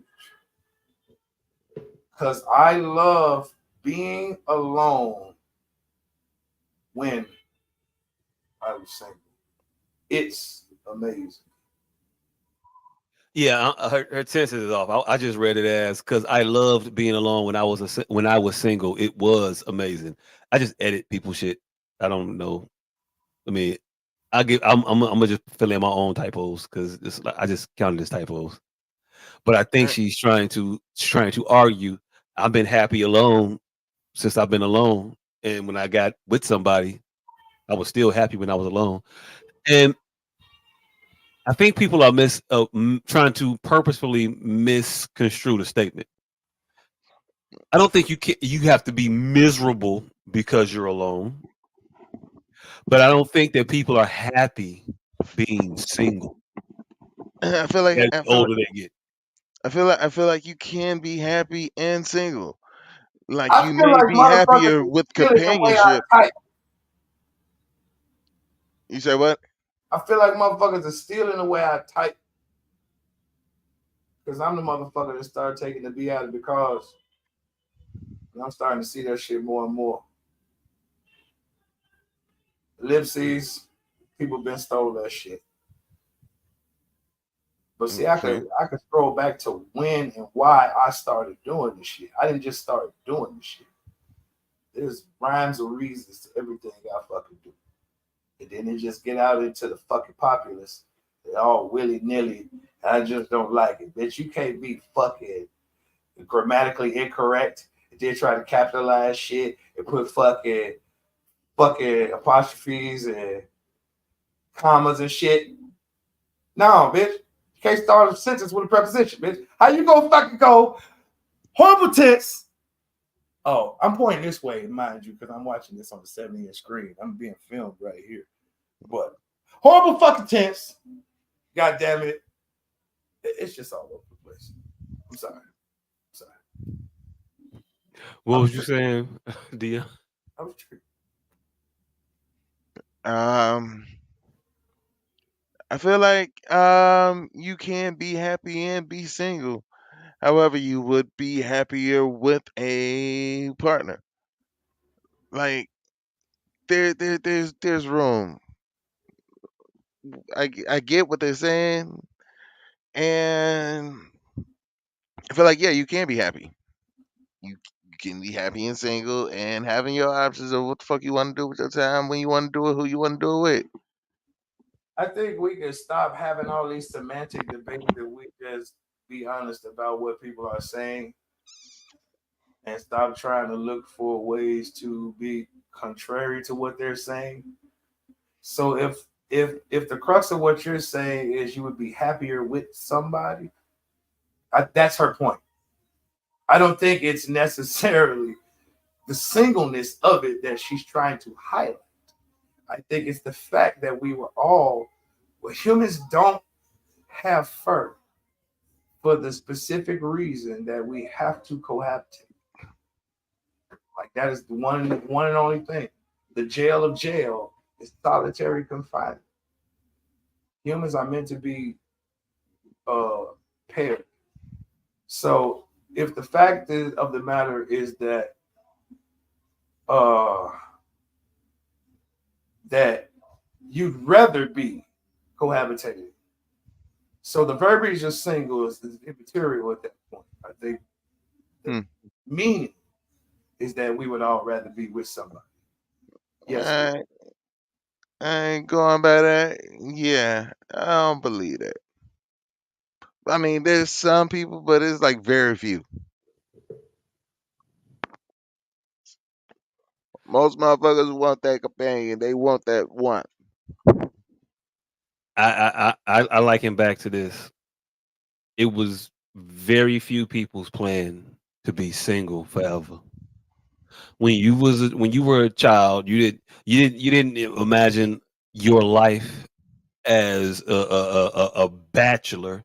I don't. Well, I didn't. I didn't sit there. I didn't sit back. I didn't imagine my life like as a family man necessarily either. But I always thought I'd have a wife and kids. Like that was always in my mind. Like I didn't fantasize about it, but I always assumed like you grow up, you see your parents. Your father got a wife, father had kids. His father did the same. What the fuck you gonna do? You gonna get a wife, you gonna have some kids. That's what the fuck life is. You're gonna go on and that's the way you draw it up. But to act like you didn't draw it up that way and the way it's happening now with you doing girlfriend cruises and shit like that well into your 40s and exclusively girlfriend cruises, like that was the plan. Like that wasn't a plan. And it's okay to be well adjusted and content and secure in yourself. I'm not arguing against that. But what I'm saying is y'all doing these women these girls coming up behind y'all a disservice, acting like you don't need no man. Like you want them to plan to be you. Tell them about you really. Like you're happy in spite of. Like don't leave that part out. Like I'm well adjusted, but it'd be better if I had a motherfucker here to roll me at night type of shit. I want to come home and be able to talk about my day with a consistent person. I want to be able to share things with this individual. I want them to know me so when I come home and I'm in a mood or whatever, they can possibly learn me and help to ease my troubled mental state. These are the things companionship. Like it's a natural human desire to seek companionship, and to act like it's not is wild. And you programming bullshit into the generations after you. Even guys talking about I'll be a bachelor for life and all that extra ass bullshit. You lying to these young men coming up behind you because you know damn well you would prefer to have a woman that'll cook you a fucking meal. Not too long ago, saying the words lifetime bachelor meant something. Do you remember what it meant? I'm talking 96. Gay.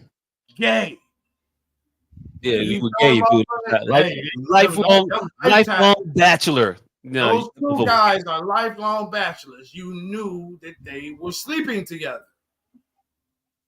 Like this world get topsy-turvy. Like thick wasn't never a compliment. That's how them old ladies used to tell you y'all was getting fat. Hey girl, you borderline. You kind of thick. You need to back up off that table. Now thick is a whole different meaning. Now lifelong bachelor is a term of endearment. No, nigga, that's how they used to say your ass was taking it up the bum.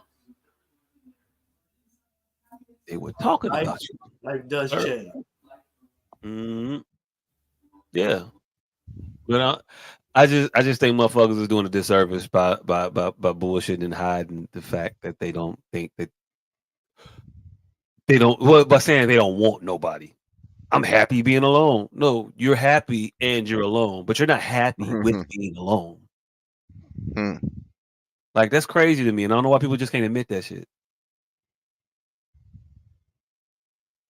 I don't know. Maybe I got it wrong. I agree with that. There is a complete difference, and yeah, I feel like for the most part, everybody want that somebody. Mm-hmm.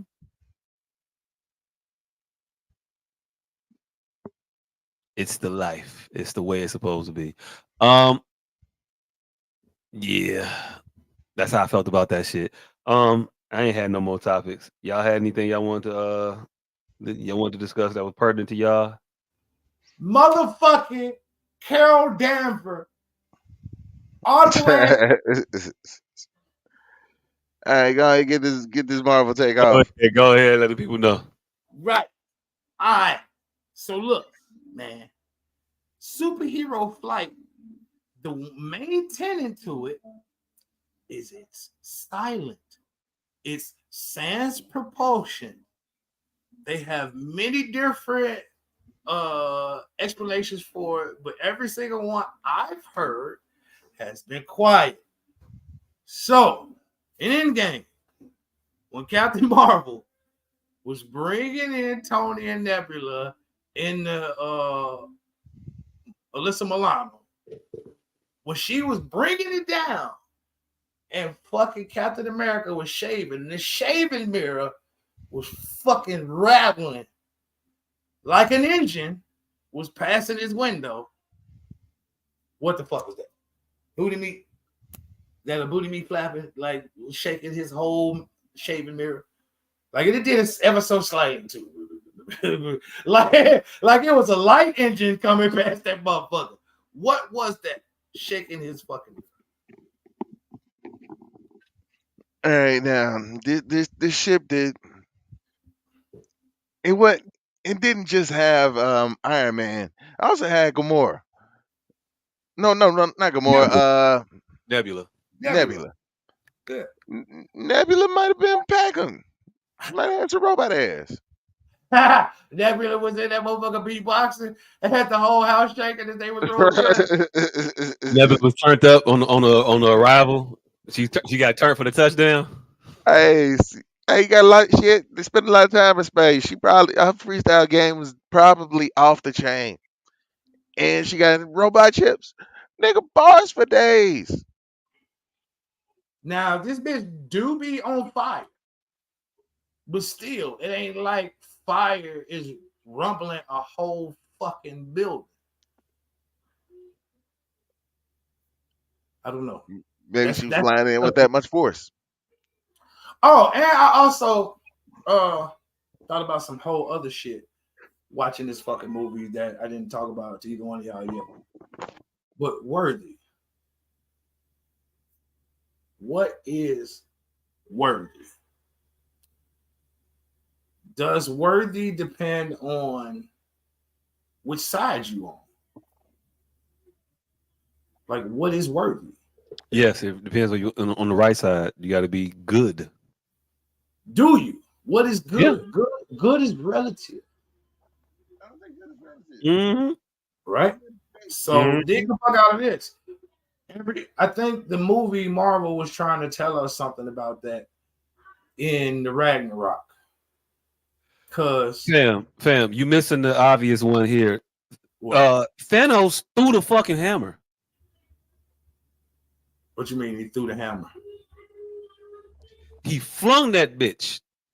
When? The hammer is supposed to be an immovable thing. Right. But Thanos was fighting against it. He was lifting it up when some shit was trying to get on it. It was all kinds of things that he was doing that he shouldn't have been able to do. They should have been able to put the hammer on his chest and then squirm, nigga. Yeah, but he was lifting their hands with the hammer. I'm talking about Hela.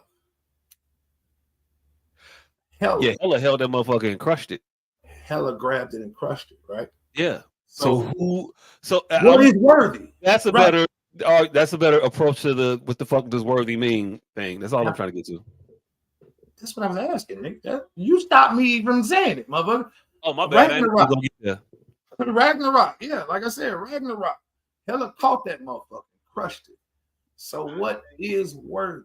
Because at a point, Odin was a conquering king. He wasn't a benevolent king at all times.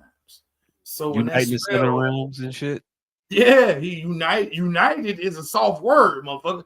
That Yeah, kicking Yeah, ass. when they broke that ceiling, it wasn't soft. You saw exactly how they united, motherfuckers. Yeah, they broke a couple O-rings. God damn it, that's what I'm saying. So what is worthy?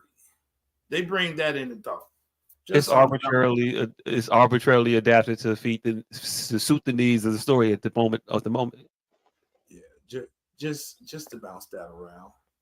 Because how can Captain America be not worthy but almost worthy, where he could nudge it? If you can move it a little bit, you should just be able to move it. You should not move or move. Not be I still want to know. Hey, like I said, when I told you that shit earlier, they not getting away with the super nigga shit. Like, why the fuck was Wakanda there? They have a fucking fight full of superheroes and just a group of regular niggas. Why was Wakanda at that fucking in-game fight? Like, I know why they was at the Wakandan fight, because that's where the fight was at. That's why they had to fight that fight. But why, once everybody got split back, was them regular Wakanda niggas at the fucking in-game fight? Oh, I know why. Because motherfucker said I want my lick back. No. Yeah. Why not? I fought that nigga the first time and we lost. No, I want my lick back. Because motherfucking Hillary Clinton was in charge of motherfuckers, and she think that we are fucking super presidents. Oh, that's what it Hillary is. Clinton was in charge of getting all 177,000 of them motherfuckers together, and she went, "Oh, y'all fought these motherfuckers once. Y'all some super presidents."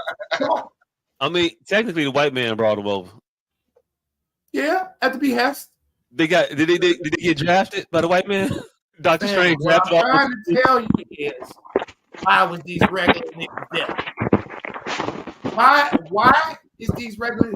See, Marvel, not Marvel, but the white people in the figmented world of Marvel got a lot of American white in them. Like, they don't realize that all of the Wakandan stories of valor happens on Wakandan property. And then our superhero go do that world shit. Black Panther, he be everywhere. You don't get to call all of Wakanda. You think all of it? You think he's just the one that escaped, and it's like everybody else is just as strong as this nigga? Ain't the Royal British Air Force if you don't get the fuck over here? It's literally like this. Spider-Man kicks motherfuckers' ass, and then they attack New York. They call all the Bronx down there. Like, come on, Bronx. Hell's Kitchen, Daredevil and Hell's Kitchen. Come on, let's go. Like, no, nigga, we fought because that shit was happening in Hell's Kitchen. We're not going down to Times Square to fight this motherfucking Legion of Ultron bot. And nor did they call nobody from Hell's Kitchen. Nor did they call nobody from the Bronx. But them niggas it'd have been like the regular ass niggas from Wakanda. Wow. Oh shit. I'm telling you. The white people tell on themselves. White people tell on themselves how they think we are so much more superior to them. It's like they never once thought that with them Wakanda niggas was just regular niggas. They ain't got no skills. They are fishermen, farmers. They are just regular niggas that can kick all y'all ass, but they just regular niggas. So when it's saved the world, I'm not finna go get 63rd Street, nigga. Like, what about 63rd? Of all the drama that they done endured, Chief Keef, yeah, they can handle it. Yeah, Ultron here. They can handle 63rd Street shit. I'm not finna go get them to help fight for the world. I respect I'm not finna. It's too heavy for them. Like, I'm not even finna. No. This is your fight. Yeah. And they literally went and got all of Wakanda. Hey, that's like seeing the Warriors in a goddamn fight for New York. That's like they had another meeting after that Namor meeting when she ushered them motherfucking spies in there. They said, all right, bitch, we gonna get you one way or the other. And hey, put all them Wakandans in this motherfucking in-game battle. We gonna kill this whole country one way or the other. By hook or by crook, we finna get this.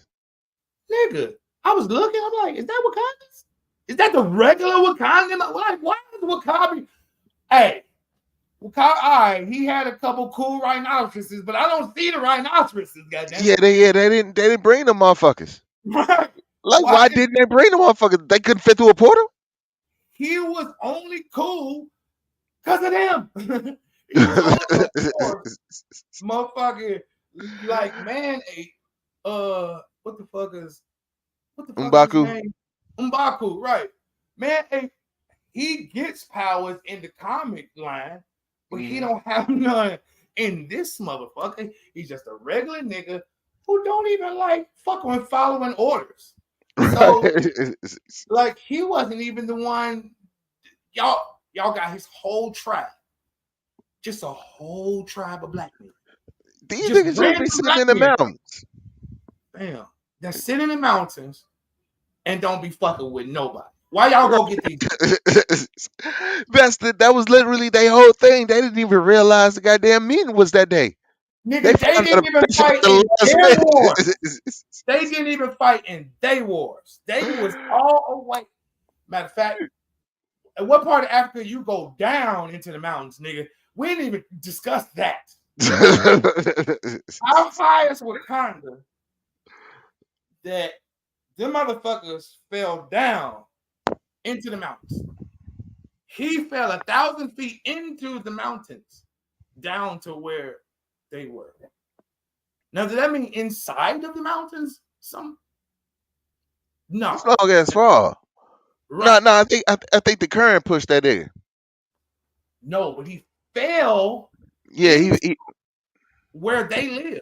They live in the mountains. Right. They live down in the mountains, snow-capped mountains.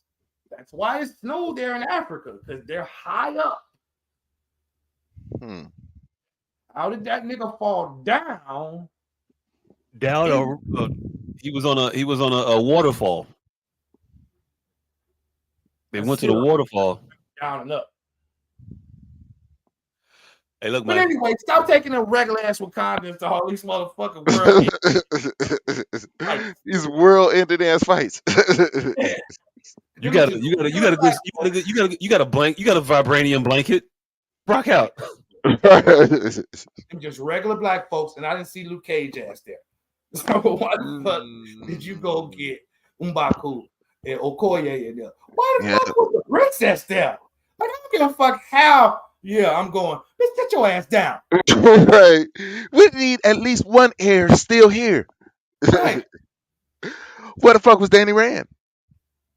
Hey, Jessica Jones? When none of the defenders here. None of the motherfuckers who were supposed to be defending this shit. Not a single solid. None of the ones who are impervious to damage. None of them. Luke Cage, Jessica Jones. You got two of them motherfuckers just rambling, roaming around New York. Invulnerable motherfuckers just on the sidelines. We ain't gonna tag them in. Why not? Them motherfuckers fuck with power tools. Like, yeah. They can definitely punch an alien. And we still. And hey, Dr. Strange is right down the street. Hey, and they were very specific about how each one of them fucking jars of pin particles could get one motherfucker back to the future. How did 2019 Nebula get 2014 Nebula to the future and then 1 million Outriders and that fucking big ass ship? Because they didn't have no more pin particles.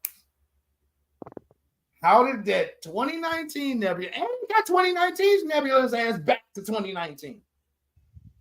Her one jar that they stole from her got 8,000,003 people back to 2019. How? Yeah, the synthesizer on board his ship. 8,000,003 people. It got 8 million. They was a hell of a synthesizer. What you want me to tell you? It was very specific on how they needed to go back to 1970 and steal some more pin particles. Hey, look. Hey, One look. of them jars All right. is only good for one person's trip. Maul is smarter than Tony and Bruce Banner. Yeah, I go with that. It ain't gonna be a good answer, fam. It's just gonna be an answer that you got to just accept. Wait. But did y'all see? They Pym particled it, right? Did y'all see the small and big and then? Did y'all see that move? They did a lot of fuck yous to I don't know get. what's smaller than bigger than what you saying. Y'all didn't see the fact that they Ant-Manned the ship. Million Outriders, then shot it out the window, and then blew it up. Oh, Yeah, they y'all like 90 million things in like 3 seconds, and nobody was like, you know what? Fuck it. We need to see the end of this movie. We've been watching this shit for 5 hours. We don't care anymore. fam, you All went right. I'm gonna go. Cinematic due diligence. All right, and also, yeah, I'm standing strong on my Dark Maul is smarter than Hank Pym. Like Hank Pym is shrinking and blowing up fucking Hot Wheels, and Dark Maul is flying through space in a spaceship. They nigga know magic and science. This is a bad motherfucker. Yeah, I'm going with that nigga is smart enough to be able to copy the technology. All right, we here. We fucking here. This show is gonna go 5 hours because y'all actually put some real shit in my head that I've been thinking, and I've been calling you motherfuckers individually about this shit as it's been bothering me. All right, Berserker style aliens, the Outrider Horde. Mm-hmm. Are we gonna talk about the logistics of this shit? The downtime. Who's building these fucking ships? Like, do you just see a bunch of Outriders with glasses on? Just predators, aliens. Like, predators are a berserker style, Neolithic, Gothic based, Nordic, whatever, Gaul fighting sect of people, right? And so, all right, cool. We think of them as the Iron Age. It's a whole motherfucking spaceship. Are we not thinking about the fucking little tiny fucking predators in math class? Like learning quadrangles and shit. Like we have to discuss the logistics of. I mean, they got their own nerds and shit. They got geeks. We have to discuss the logistics of berserker style alien and this fucking whole space travel shit. Because no, nigga, no, y'all not just gonna come over here and have teeth and shit too. Y'all definitely do not have teeth and shit no more on the outside of y'all lips and space shit. No. Yep, and spaceships, fam. It's a different world. Universe out there, fam. You've outgrown one of those. Vikings had boats, and the spaceship is akin to the boat, fam. It's just what it is. No, they had big ass, dumb ass sailboats and shit. No. They got spaceships. Now, here's the thing: you impressed by this motherfucker? I'm not impressed. Literally, be the 79 DeSoto of spaceships. No.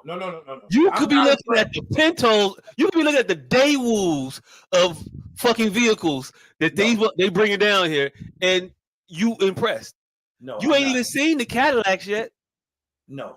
They got Mercedes you ain't even rocked out with. They got luxury. They got luxury spacecraft that shit on all this that we thinking is amazing. We looking at the dregs of society. These are the Rogers, fam. I'm gonna keep it right where you at. I don't give a fuck if this is Wilbur and Orville Wright, nigga. I'm talking about once Wilbur and Orville Wright took their first flight, we stopped seeing 8-foot redhead white people. That's all I'm saying. Like the berserker style cracker disappeared. Once they got in their first plane, and that motherfucker didn't even last 16 seconds, that flight. But the day that 16-second flight happened and they got the fuck off the ground, that 8-foot Nordic white berserker style white guy disappeared from the face of the planet. That's it. That's all I'm saying. So I believe predators exist. I just don't believe once they got to space travel, the motherfuckers still had hunting colonies. See, because that's now we're gonna have to go deep into that. Now we're into the game with Ice-T and Rutger Hauer. Like, if you want to tell me this is the bourgeoisie of the predators, like this is the 1,000 years into their future after they got bored with all the technological advances and shit. So now they're putting on war paint and makeup and trying to shoot a car to Mars to prove his pop. That I believe. But do you see where we're at now? Now we're at the fucking predators cosplaying. But it's far more believable than these fucking inane giant motherfuckers still maintaining this archaic way of being, but are advancing far faster than any civilization that we consider impeccable. Like the people that is watching these movies, these civilizations embody the best of our dreams and the worst of our history. Nah, hell no, nigga. We outgrew one of those things. You be saying some shit, and sometimes you just be high. No, this literally is what I'm telling you, nigga. You have to now think about a person who will build a spaceship and everything that you've been taught where a mind would be by the time you could develop space travel. Now put that on a predator. We humans, you talking about aliens, fam? They different. We're talking about hominid style thought. Space travel. If we're talking about space travel and the guises of space travel or why space travel will happen, that means we're paralleling in evolution. So either if them spaceships are for what we think they're for, then thought is for what we think it's for, and like all of that shit could be comparative. There's no way that they got Neolithic style fighting parameters and a grasp of propulsion the way they do. Fam, that you could literally be looking at the DeSotos of they shit. All I'm saying, you could be looking at the Model T of spaceships. See the Model T. But what I'm telling you is, by the time humans had the Model T, Vikings no longer existed. I'm staying with your analogy. Yo, fam, the Model T existed and also sailboats existed at the same time. All right, we can move on. We at that part of the show. Motherfucker got a car and a skateboard. What we talking about? But Vikings. Bicycles exist. But Vikings didn't at the time. Hey, look, fam. Country motherfuckers hunt nowadays still currently with bow and arrows. It could have been a leisure trip. You taking a high conversation and you want too much literal shit to be applied to it. It's not a high conversation. It definitely is a high conversation, fam. It's actual thought put behind something that much thought wasn't given to. You mean that's a high conversation? No, it's actually not being high for fucking months now. I can't get high for some odd ass reason. Probably because there's something wrong with my lungs. But yeah, it's not being high for fucking months. And now I'm seeing everything clearly, like fucking Captain Marvel's booty clapping fucking excursions and goddamn this fucking predator shit. No, nigga, these motherfuckers were sitting there in third grade predators. Doing advanced calculus. I don't know. I don't know the predators. I don't know the aliens. I don't know. They had to invent faster than light travel. That's just go without saying. It's so many paradoxes dealing with that, fam, that it just goes without saying that they would have to have advanced. That's a moniker of advancement to stray away from violence. Says you, because Objectively, right? Again, objectively. So if I'm giving them from what I've been raised and I've been, but you got to go to Borax 39 though and see what they do down there. So basically, accept it because it's happening. Yes. No, hell. Because somebody's going to Parallax 48 and checking it out. Wait a minute. They came here, and I'm not accepting that you motherfuckers are still living this savage life. Stop. See, it got to be some bourgeoisie, rich fucking predators on a fucking. They done paid $1 billion for that ship, and it's a vacation, and they coming over this motherfucker hunt. Nigga, that's what it is. Anything else wouldn't make sense. Or Earth is Jersey. And maybe the predators that we get are their geniuses and also are the weakest ones of them. Like they just scouts. To whatever they doing, nigga. I'm just talking about this 15 hours of them motherfuckers sitting back teaching a room full of little predators. That's all I'm saying. that nigga is a fourth generation predator astronaut. Whatever these motherfuckers are here doing, if they the Corgi from Life Goes On versions of predators, whatever they doing, all I'm saying is you would have to envision that the motherfuckers that built them ships got a little bit of schooling behind them. Now, motherfuckers who built the ships had to be taught about motherfuckers. Then it just spirals from there. Then you got a fucking predator fucking teacher's lunchroom with just a bunch of predators in there cussing out all the little predators that they have to fucking teach every day. There's a Predator University. There's a Predator University. Predator Elementary. You got a fucking predator abortion clinic. No. Hold on. Now, really, do we think that predators have a run a capitalistic system? You know, are there predator contract negotiations? Sure. Why? Mm-hmm. Because they mark their kills. So that says hierarchy of some sort. That would just institute some sort of hierarchy, because which means a class system, which means there has to be have and have-nots. Got to have and have-nots. Got to. Once you start marking your kills, it's a caste system. So now we got poor predators out there. I mean, for all intents and purposes, it may not be fiduciary, might not be financial, but they may have a Apple storage facility, and niggas get smaller Apple storage facilities based on the amount of motherfuckers he brought in. I'm saying these motherfuckers is in space, nigga. So they're ass advocates is all I'm saying. So there are high level communiques going on, and these niggas pass spitting acid blood on motherfuckers. It's somewhere making pancakes at some point. Is all I'm saying. They're making XG9 planet versions of waffle cones. Yeah. That's it. It's got little asshole predators that just be fucking with people. Just ain't never gonna be shit on predation. I'm gonna see them now. Like there's a 6-on-6 predator basketball league. Like there's all type of predatoring going on. I'm glad you said 606, by the way. I'm gonna let that slide because it's alien ball. It's alien ball. It's not going directly. It's not gonna be a direct one-to-one. It's got to be the differences.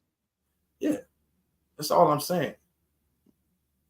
Is once you start to expound on certain things, you need to see alien society. Like there has to be a factory. See, I mean, the way Thanos could get away with it with the Outriders is those could be just inane things he picked up along his route. Yeah. Because he's the autonomous one. But no, predators have been shown to be predators. They have shown to be the one in control. So once you give them that humanoid parallel, Now we gotta worry. Now we gotta know where this nigga went to flight school. It's off to the races, especially once you start giving the kill marks. It's off to the races because now that's a cash system. It's faster than light travel. Hey, it's only 2 more steps to a fucking Predator Starbucks from there. Like it's literally only 2 more steps to a Predator Starbucks. Shit. All that nigga had to do was drop a $50 bill. Like, oh shit. Like if he'd have had his little Predator money in the fucking Predator clip. We don't even know if any of that was his money. Predators use debit. They got a cashless society. Bam, he might have cashed out this bitch. When he did that shit on his arm in Predator 2, when he before he blew that's up, what it's for. He might have cashed out this bitch. Yeah. Right before it. Blows his whole shit wide open. I don't know. That motherfucker. I'll be back. I'm wrapping up now. I got one more motherfucker to kill. It's just 2 niggas left. Don't even worry about it. Nigga, did that look like that motherfucker sidekick? Hey, it definitely had a lid to it. Like he would open it up, type some shit, then close it. Close it back up. Look, just like one of them. Well, yeah. Check the button. Make sure that I don't want to butt dial the wife while I'm on a hunt. Hey, that motherfucker just sent the "you up" text right before he was finished trying to take over another planet. Hey, imagine being a predator and never being able to egg a call because that shit is on your wrist. I know you got your transponder. I know you got your transponder, Blork. I know you see me calling. The baby need diapers while you down there playing with your little friends. We running low for formula. I was camouflaged. They could not see me. I'm gonna sneak out. You keep buzzing. You just keep back. Where you at? We waiting on you. Hey, just imagine there's like 7 bitches on that motherfucker trying to make sure they nigga was going to work. Every bitches that was just on that motherfucker camouflage for however long that trip was. It never came out camouflage. Just to make sure that nigga went to work. Man, like I said, once you start paralleling all the humanoid aspects that they attributed to these motherfuckers, it's endless. Hey, look, he definitely had to die. He couldn't go home after spending all day out there without bringing that human. Yeah. Hey, so you was out there all day and you ain't getting now one Schwarzenegger. Okay. All right. I'm supposed to just leave. You were just out there and how he win again? How he win? Some mud. He was right there. You could, I don't believe that. What's the bitch name? It's 3rd time you've been a Blib Norb this week. But his shit had to blow up. He had to die. He couldn't come home. He spent way too long. He was supposed to have been back. The sun went down and shit. The hunt ain't never took that long. They wipe niggas out. They kill motherfucker about 15 minutes tops. It'd be done. Them motherfuckers spent the night. He knew he couldn't. That's why he lost. He knew he could. The sun came up. He was like, "Oh shit!" He saw the sun. Oh, fuck. Go ahead and kill me now, man. Go ahead and kill me now. And they're not subsistence hunting, nigga. That's trophy hunting. They only take the fucking skull and fucking spine. They don't even take the meat. That's not even subsistence hunting. That's trophy hunting. It's trophy hunting like a motherfucker. He wasn't bringing shit back to the crib. You can't come to your bitch like that every week. So you ain't got nothing to eat, but you get out in the streets. Hey, baby, look at the scars, baby. I got another one. And nigga get your, Robert. Sick of these skulls. Man. Robert down at the motherfucking sip. He don't go on these hunts. He's evolved past this shit. He got a job. Harold. Sophia's husband is home at 5:00 every day. He never goes on these magical, mythical overnight hunts. It's just dick measuring constantly. But why you got to come? Why you got to go kill a motherfucker every week? Cause I'm stressed, bitch. Come home to this bullshit. The house ain't never clean. Look at Junior. Look at Junior. Right, you rather me stay and kill a motherfucker every week? Bitch, I stay around here and kill Well, a I'm motherfucker. staying on Earth. I'm gonna tear this bitch up. You better be thankful for these trips. It's the only way we stayed together this long. Hey, look, you definitely couldn't be a couple presidents. You couldn't be the president because you couldn't go home after not beating Arnold Schwarzenegger, and you definitely couldn't go back to your planet after losing to Danny Glover with the revolver. But how do you go back to your planet after Sanaa Lathan kicking what should have been y'all queen's ass? Like, that whole shit didn't even make sense. Hey, look, I ain't even see this Annihilate the Predator. I ain't gonna hold you. Oh. I saw Predator. I saw Danny Glover Predator, and then I waited 30-something years like a normal person, and I saw Mexican Predator. Oh no, I seen all the Predators, nigga. You gotta watch all the Predators except them new stupid ones. No, the one it's in Mexico. That was actually pretty decent though. What? It might not be in Mexico. I'm not exactly sure where they. Are you talking about the motherfucking toy soldiers Predator? Is that the latest one? I don't know. They just had a toy. They had a toy soldiers Predator, nigga. I ain't know about toy soldiers. It's one with a girl. They in like Mexico, Nicaragua, Bolivia. I don't know where the fuck it is. No, this motherfucker's in a high school town, and it's a high school. No, this ain't that. Nah, Yeah. I ain't even saw that. The Predator's been getting stupid. And nigga, I vaguely remember the first one. Vaguely remember the second one. No details. Hey, 1 and 2 was my shit. And then once I found out there was the actual Lakers in them motherfuckers, I loved those movies over again. 1 and 2 I liked one. I liked one. 2 was horrible. 1 was horrible when you look back on it. Like these motherfuckers really had a beach day in the forest, like bending. They was just bending trees and shit. These motherfuckers, they just took a tree with a rope and was just like, "You coming down?" They bent the whole fucking tree. Like it was just.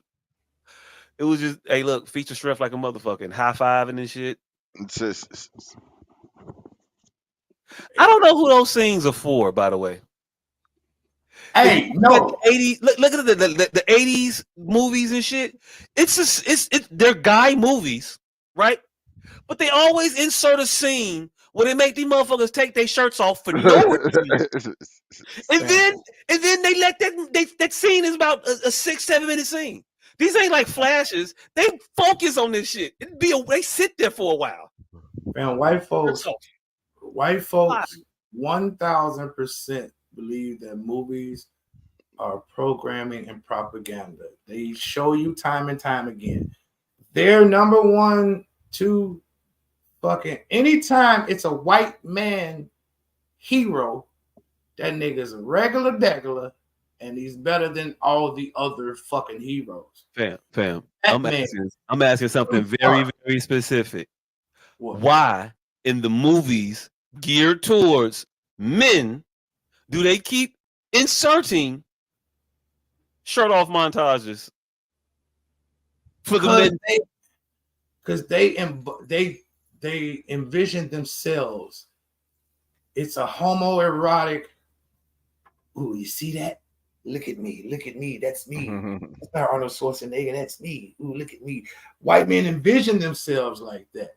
I'm Charles Bronson. Like their heroes their real manly men ain't never that. John Wayne, Charles Bronson, Dirty Harry. They've always been skinny ass, regular degular looking ass white niggas that will fuck you up. Hey fam, so you just don't ignore Sylvester Stallone, Arnold Schwarzenegger, Jesse Ventura, Dolph Lundgren. When has any of them played a regular nigga? The average white motherfucker. We ain't talking about regular niggas. We talking about motherfuckers playing army guys. We talking about Top Gun when motherfuckers was fighter pilots. I'm expounding on the point. Each volleyball scene. I'm expounding on the point. The point was they like to envision themselves. Think of Die Hard.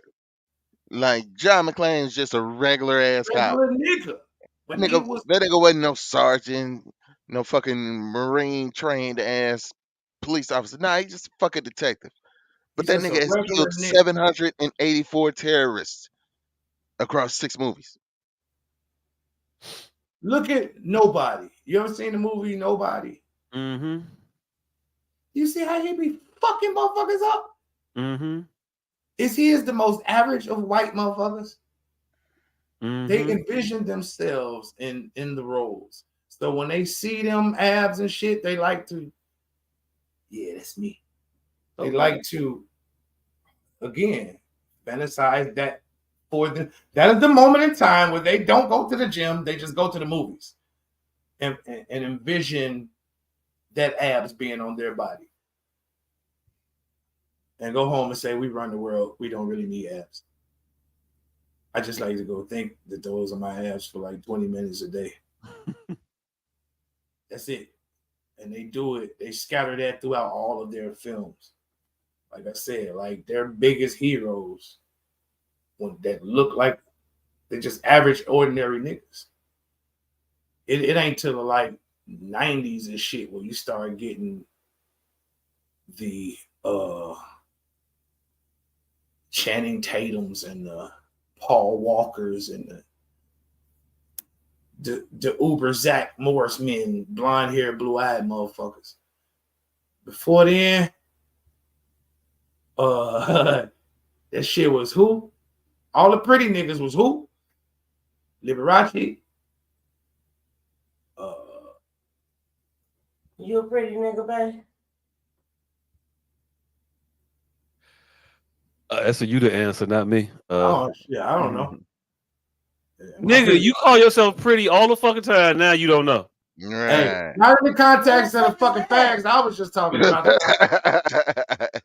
No, nigga, yeah, nigga, no. You call yourself pretty all the fucking time. And this motherfucker is. She don't even know she talking to a whole motherfucker on the TV. She, who the fuck is that? See that firewater? That's how they got the whole country out the Indians. I've been talking to somebody for 4 hours. This nigga been listening to me talk to a motherfucker for 4 hours. She just said, "Who is that?" Just right now. 3 hours and 37 minutes in. Damn. Still, who the fuck is it? That's what I'm trying to tell you. See, that's why I was drink. I'm Jot. That's Deanna Asshole Professional. And we are the other 2/3 of the S.O.S podcast. Live. Yeah. But yeah. And you are a ghost. So ooh. But yeah, they like to envision themselves as the protagonist. And so, yeah, that's why they shirt off, because they ain't gonna never see them abs at the gym, so they need to see them on the screen. So it ain't no Dear Diary shit going on. What you saying? Okay. It may be. If you like, that's how they used to get that shit off. You know what? Honestly, that's how they used to get that angst. A lot of that angst need to be forced back into that. Like, yeah, the country ran a lot smoother when motherfuckers had to go fucking airport bathrooms. Like no. It did. Hey, look. I like our uncloseted cinematic universe that we in right now. I think when the cinematic universe was closeted, it was a lot more war movies being made. Like everything was just war. You motherfuckers was angry and repressed that they couldn't get their shit out, and so we just make a movie. War, Cuban Missile Crisis movies, nuclear holocaust, tension in the mood. The world's gonna end, so it's okay to take your shirt off now.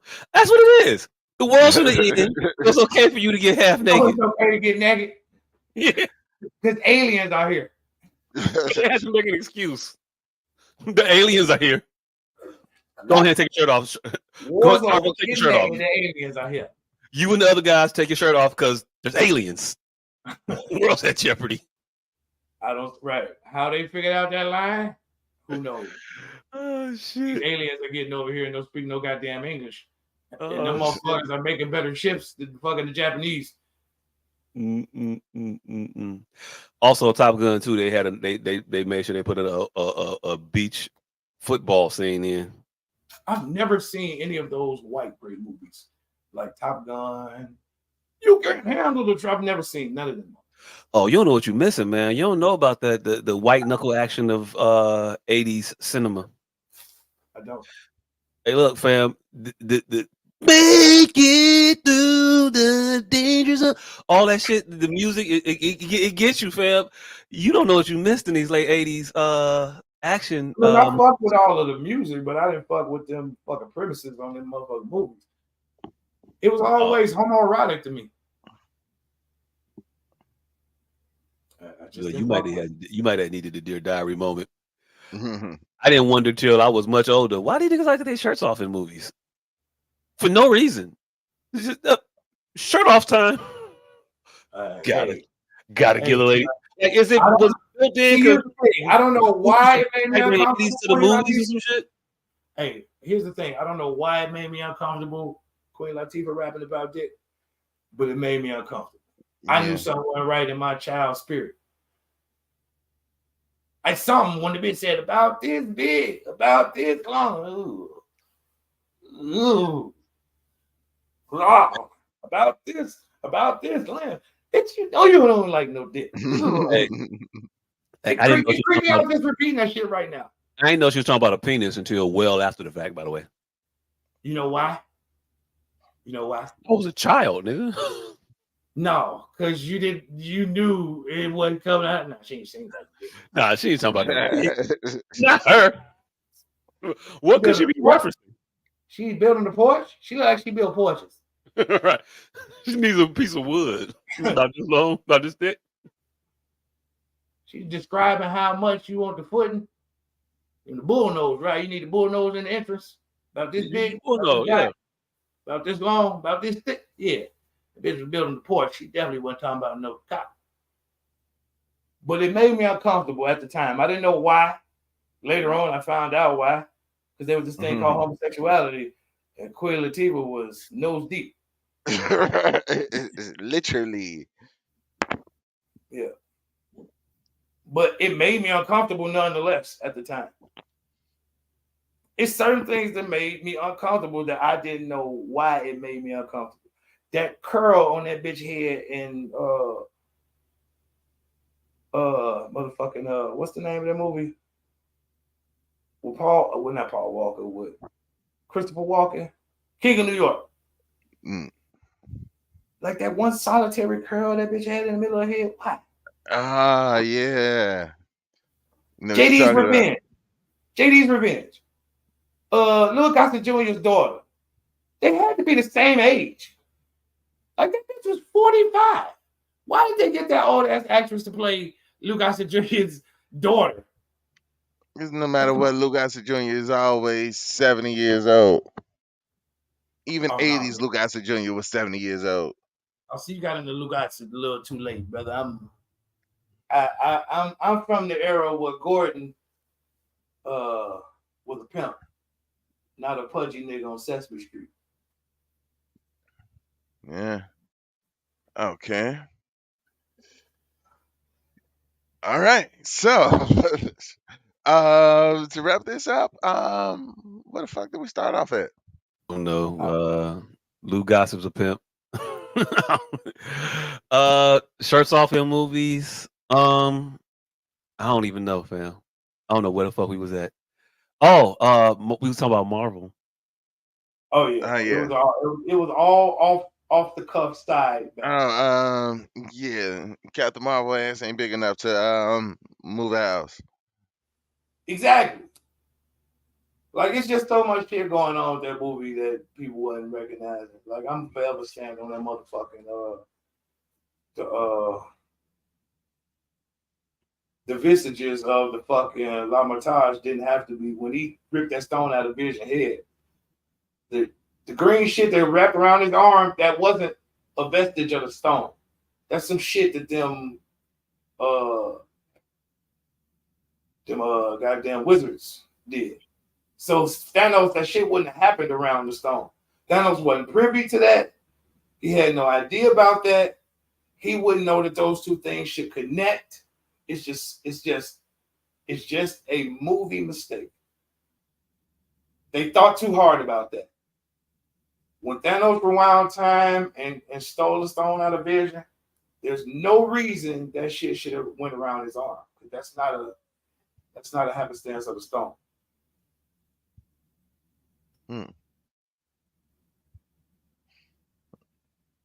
So that was more magic than stone. No, what I'm saying is it was all mistake. It was all mistake. It was somebody in the effects department thinking too hard. Just doing shit. Ooh, look what I can do. Yeah, it was no reason for Thanos to have that around his wrist. That wasn't a vestige of a stone. That's something. Those are spells that those wizards learned over their tenure.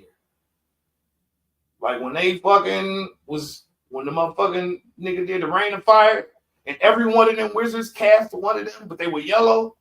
They cast one above their head to stop shit from hitting. So when Thanos rewound time, he wouldn't have been privy to that.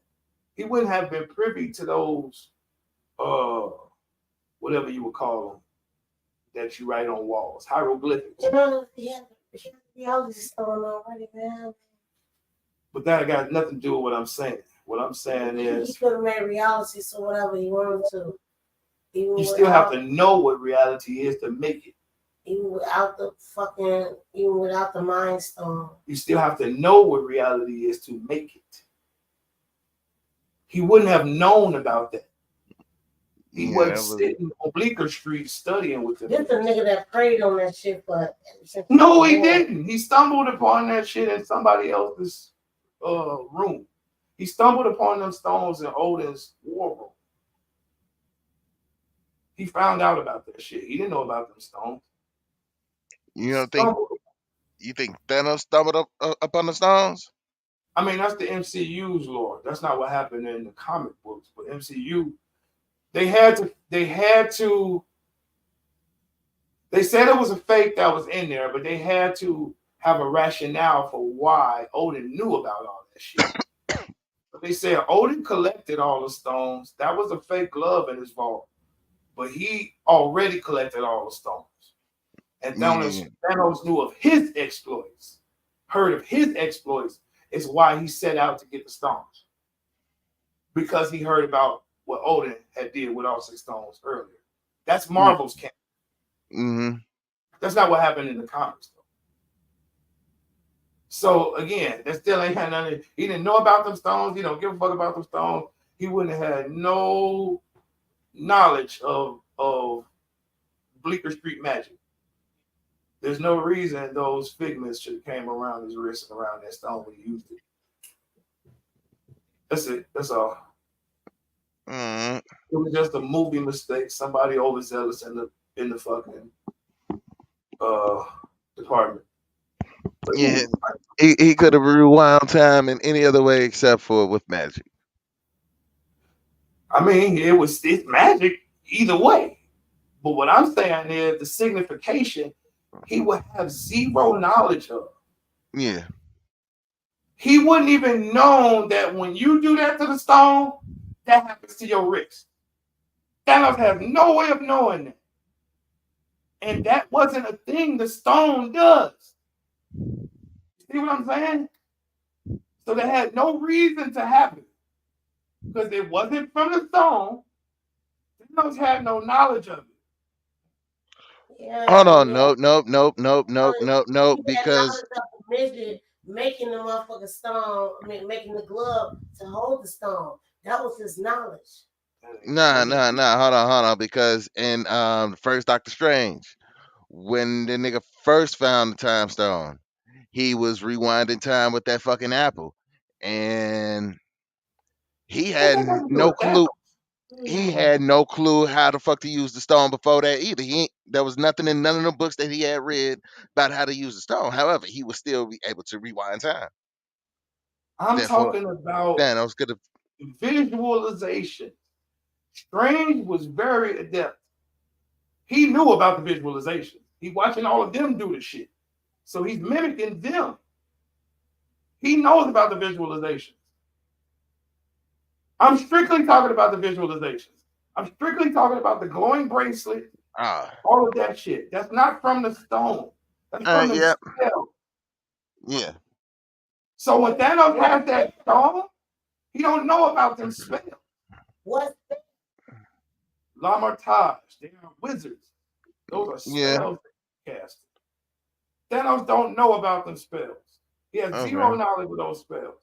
He has no way to connect him using that stone to them spells happening. And even if he saw it, he's just figmenting them things. Because that's not how the stone works. That is something they do with magic. As you can see, they cast big shields of that shit to block the hellfire. That shit is something they do, not the stones. That is a projection of theirs, not of that fucking Infinity Gem. Like I said, it's just a movie mistake. Somebody was overzealous. Like, let me put some of that shit around Thanos' wrist too. Without thinking why. It's not from the stone, and Thanos ain't a wizard. So how would he even know about that shit? Hey, you have me upstairs? Huh? Mm-hmm. Huh? Yeah. Yes, ma'am. As soon as I'm done here. So we have been doing this shit for 3 hours and 50 minutes. Hey, nigga with no name, what the fuck did we almost talk about this week? What did we almost talk about? I'm pretty sure it's nothing. We had to have covered everything. Journalist Abel Rain calls out the View co-host. Oh shit. And something over her interaction with yeah, touch too much on Barack. Oh.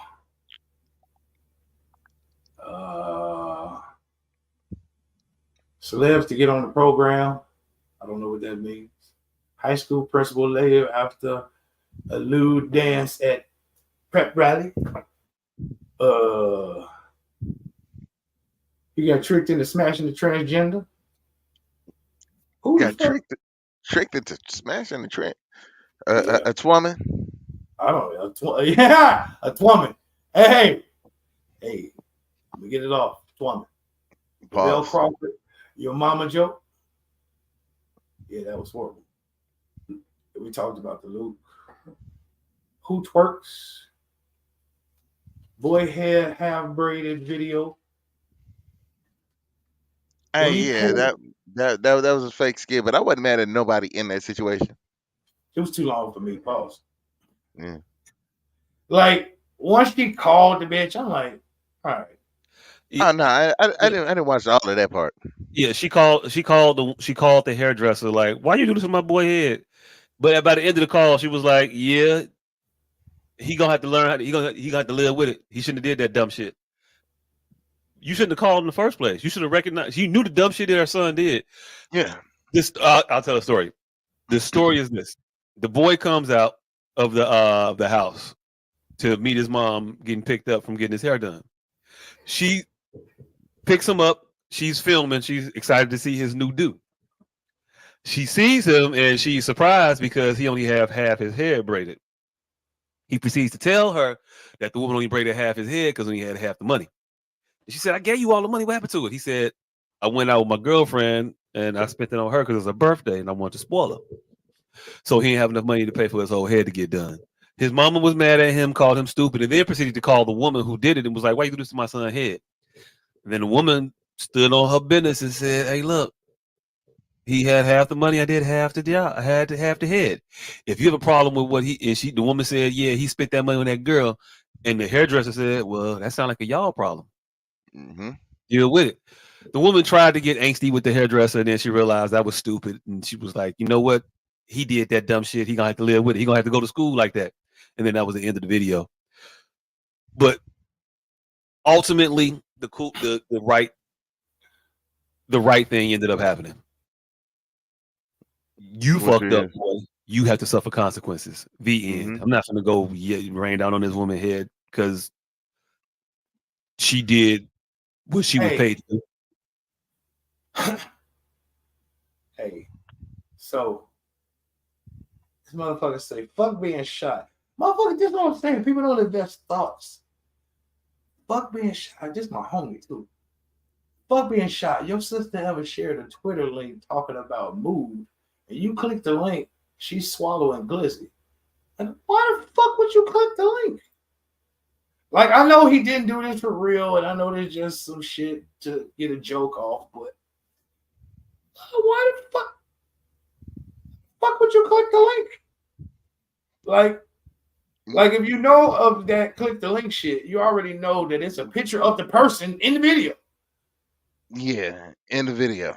And then it's a circle blocking out what they're doing to entice you to click the link. Why would you click the link? Yeah, once you see that it's your sister doing whatever it is that's being done, you don't need to see what's being done. Again, I understand for the joke, but sometimes it ain't worth it. Sometimes it just ain't fucking worth it. Like when the joke don't stand up to an ounce of scrutiny, it just ain't fucking worth it. Like, and why would you click the? Why would you? Never mind.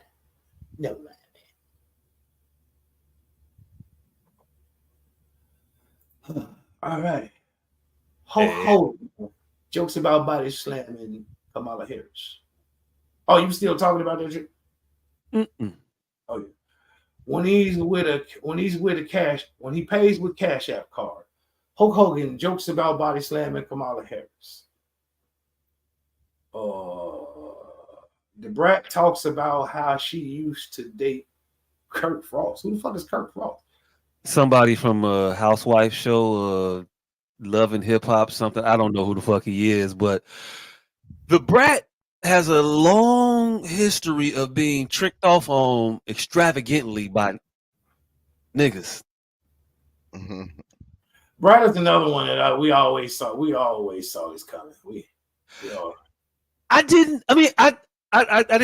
know the brat like that until the What Do You Like video. Nigga, the first time we saw Brat, butt, it felt uncomfortable for everybody involved. When's the first time you saw a butt? One of those videos. What do you like, nigga? So when I said I didn't know Brat till the What Do You Like video. No, you did know her as a homosexual tomboy. Oh, and no. Then she pulled her titties out. Look, my bad. I didn't know the brat was fine until the What Do You Like video. I didn't know it was fine then. or up there until that video because she was a tomboy. And it just felt like one of your homies. You found out one of your homies was thick as hell. Jack. Yeah, but apparently other niggas knew. AI knew. Yeah. He had her in the top. He had the rat tat tat tat coming back. Brat. You know why? Because a lot of them weirdo on the same type of time. Hey, because a lot of these weirdo ass niggas got that masculine, untampered with fantasy. That shit just borderline too close to women. Okay, but hey, look, Brat was bad. I ain't even gonna hold you. Just didn't know it to the What Do You Like video. And then it was a Smooth magazine or a King, I think she did. Either Smooth or King. Who else was the thing? I ain't feel awkward. Who else? It was somebody. Snoop from the Wire. Like, I don't give a fuck. You remember she did put makeup on, but that was like, still. Exactly. That shit was weird as fuck. That was weird. But the Brat, when she got dressed up, it was good. I wasn't mad at it. I mean, it was good, but I was uncomfortable just like I was with Snoop. It was something in my spirit. Something in my spirit that made me uncomfortable. It made me shudder a little bit. Just like with Queen Latifah. Just hearing her. My spirit. Mm-hmm. So, talk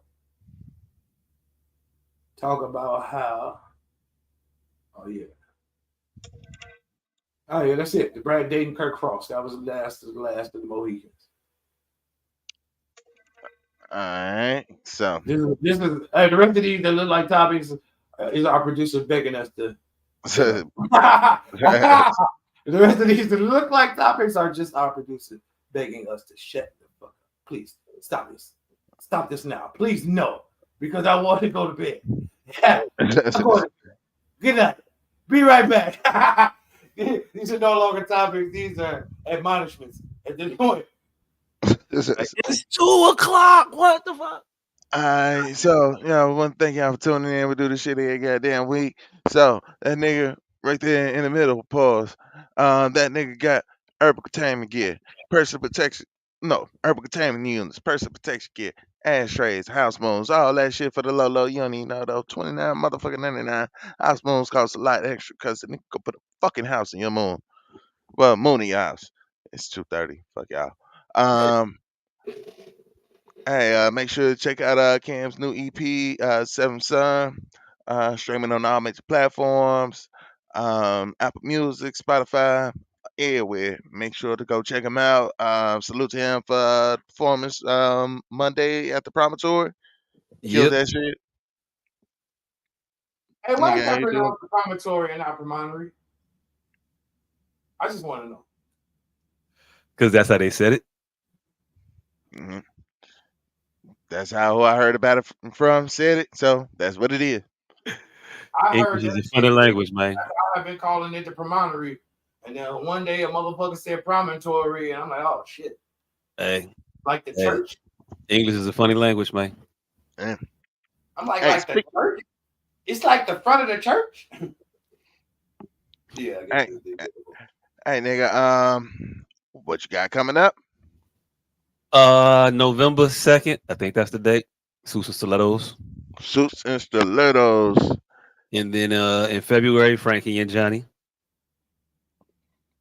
Will Frankie and Johnny be wearing suits and stilettos? No. Okay. No. Frankie has a don't know what Frankie Frankie. I do not. Shit. Yeah. I played the Johnny in the Frankie and Johnny. Hopefully. Yeah, I All played right, so Frankie's the girl. Frankie and Johnny in February. Mm-hmm. I have no clue what that is, but pretty sure it's gonna be dope. Cool ass nigga. Hey, Yeah. I got a saxophone for this one. Oh shit, this nigga going back to his band roots. Yeah, I gotta relearn how to play this motherfucker. Oh shit. Hey, nigga finna actually. Hey, don't even hip them that you actually know how to play the saxophone. You should just bust it out. I already told them, but they know I don't know how to play now, so they know I'm working my way back. So we gonna see. It's a nice experiment. 25 years later, I'm back on the saxophone. I'm gonna work it out. See how it go. I think I'll be all right by February. I'll be decent enough to to get through some things. Mm-hmm. You know what's crazy that I just said? I mean, I just Ricky Smiley like a motherfucker. But I meant like them bromance movies. I'll watch a Frankie and Johnny. I just said I don't watch these type of white people movies. And I just told on myself with Frankie and Johnny. You just said a bromance movie. Yeah, the Top Gun shit. I don't watch none of that shit. Top Gun is an action flick. No, that shit ain't. Brokeback Mountain is a bromance movie. No, that's an out and out homosexual movie. Oh, well, what's a bromance? With two How do you straight hetero a niggas, bromance? with two straight niggas do a lot of gay shit in the movie. Top Gun, Predator. Those are bromance movies. Nah. I might could give you White Man Can't Jump. No, nigga. But not that one? No, that one too. But what I'm saying is you don't get a reprieve from Predator. Nigga, they did an air hug handshake. You said they took off their shirts for no reason. They did. Yes. Revenge of the Nerds. Another bromance movie. Hey, rock out. We've been here for I don't know how long, 4 hours, 4 minutes, 26 seconds. Oh yeah. So You can go ahead and run that pod. all right. So hold on. Before I do that, hey, don't forget. Also get them tables. Oh yeah, tables is out here. T-shirts. I ain't got one on today, but T-shirt. T-shirts is out here popping. Y'all T-shirt. saw them last week. The Disney specials. You know what I'm saying? We out here. Seen Disney specials, Arguments. the arguments. You know. So t-shirts, and tables. Check out Facebook M8180. And There's a business in there with T-shirts and tables. I mean, there's something to do there. I don't know exactly what just yet, but it's close. It's I close. got the semblance of a really, really good idea. Yeah, to get the fuck up out of here. Shit, I had a long day. I was driving around earlier today and witnessed an accident. 3 cheese trucks ran into each other. There was debris everywhere.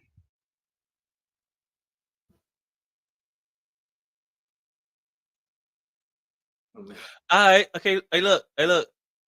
I get it. Breezy cheese. Yeah. You know what? There was debris everywhere. I'm with you. I'm gonna go ahead and allow that one. I'm gonna allow that one. That one was all right. Here's where I find fault with that. Because I didn't say debris was everywhere. No. It's because when you put the ebonics to it, it needs a precursor. Once you debris, it almost feels like you're making fun of ebonics, like white folks when they say 50. Like, it 50, motherfucker. 50 stamp, 50, motherfucker. TH, 50 cent.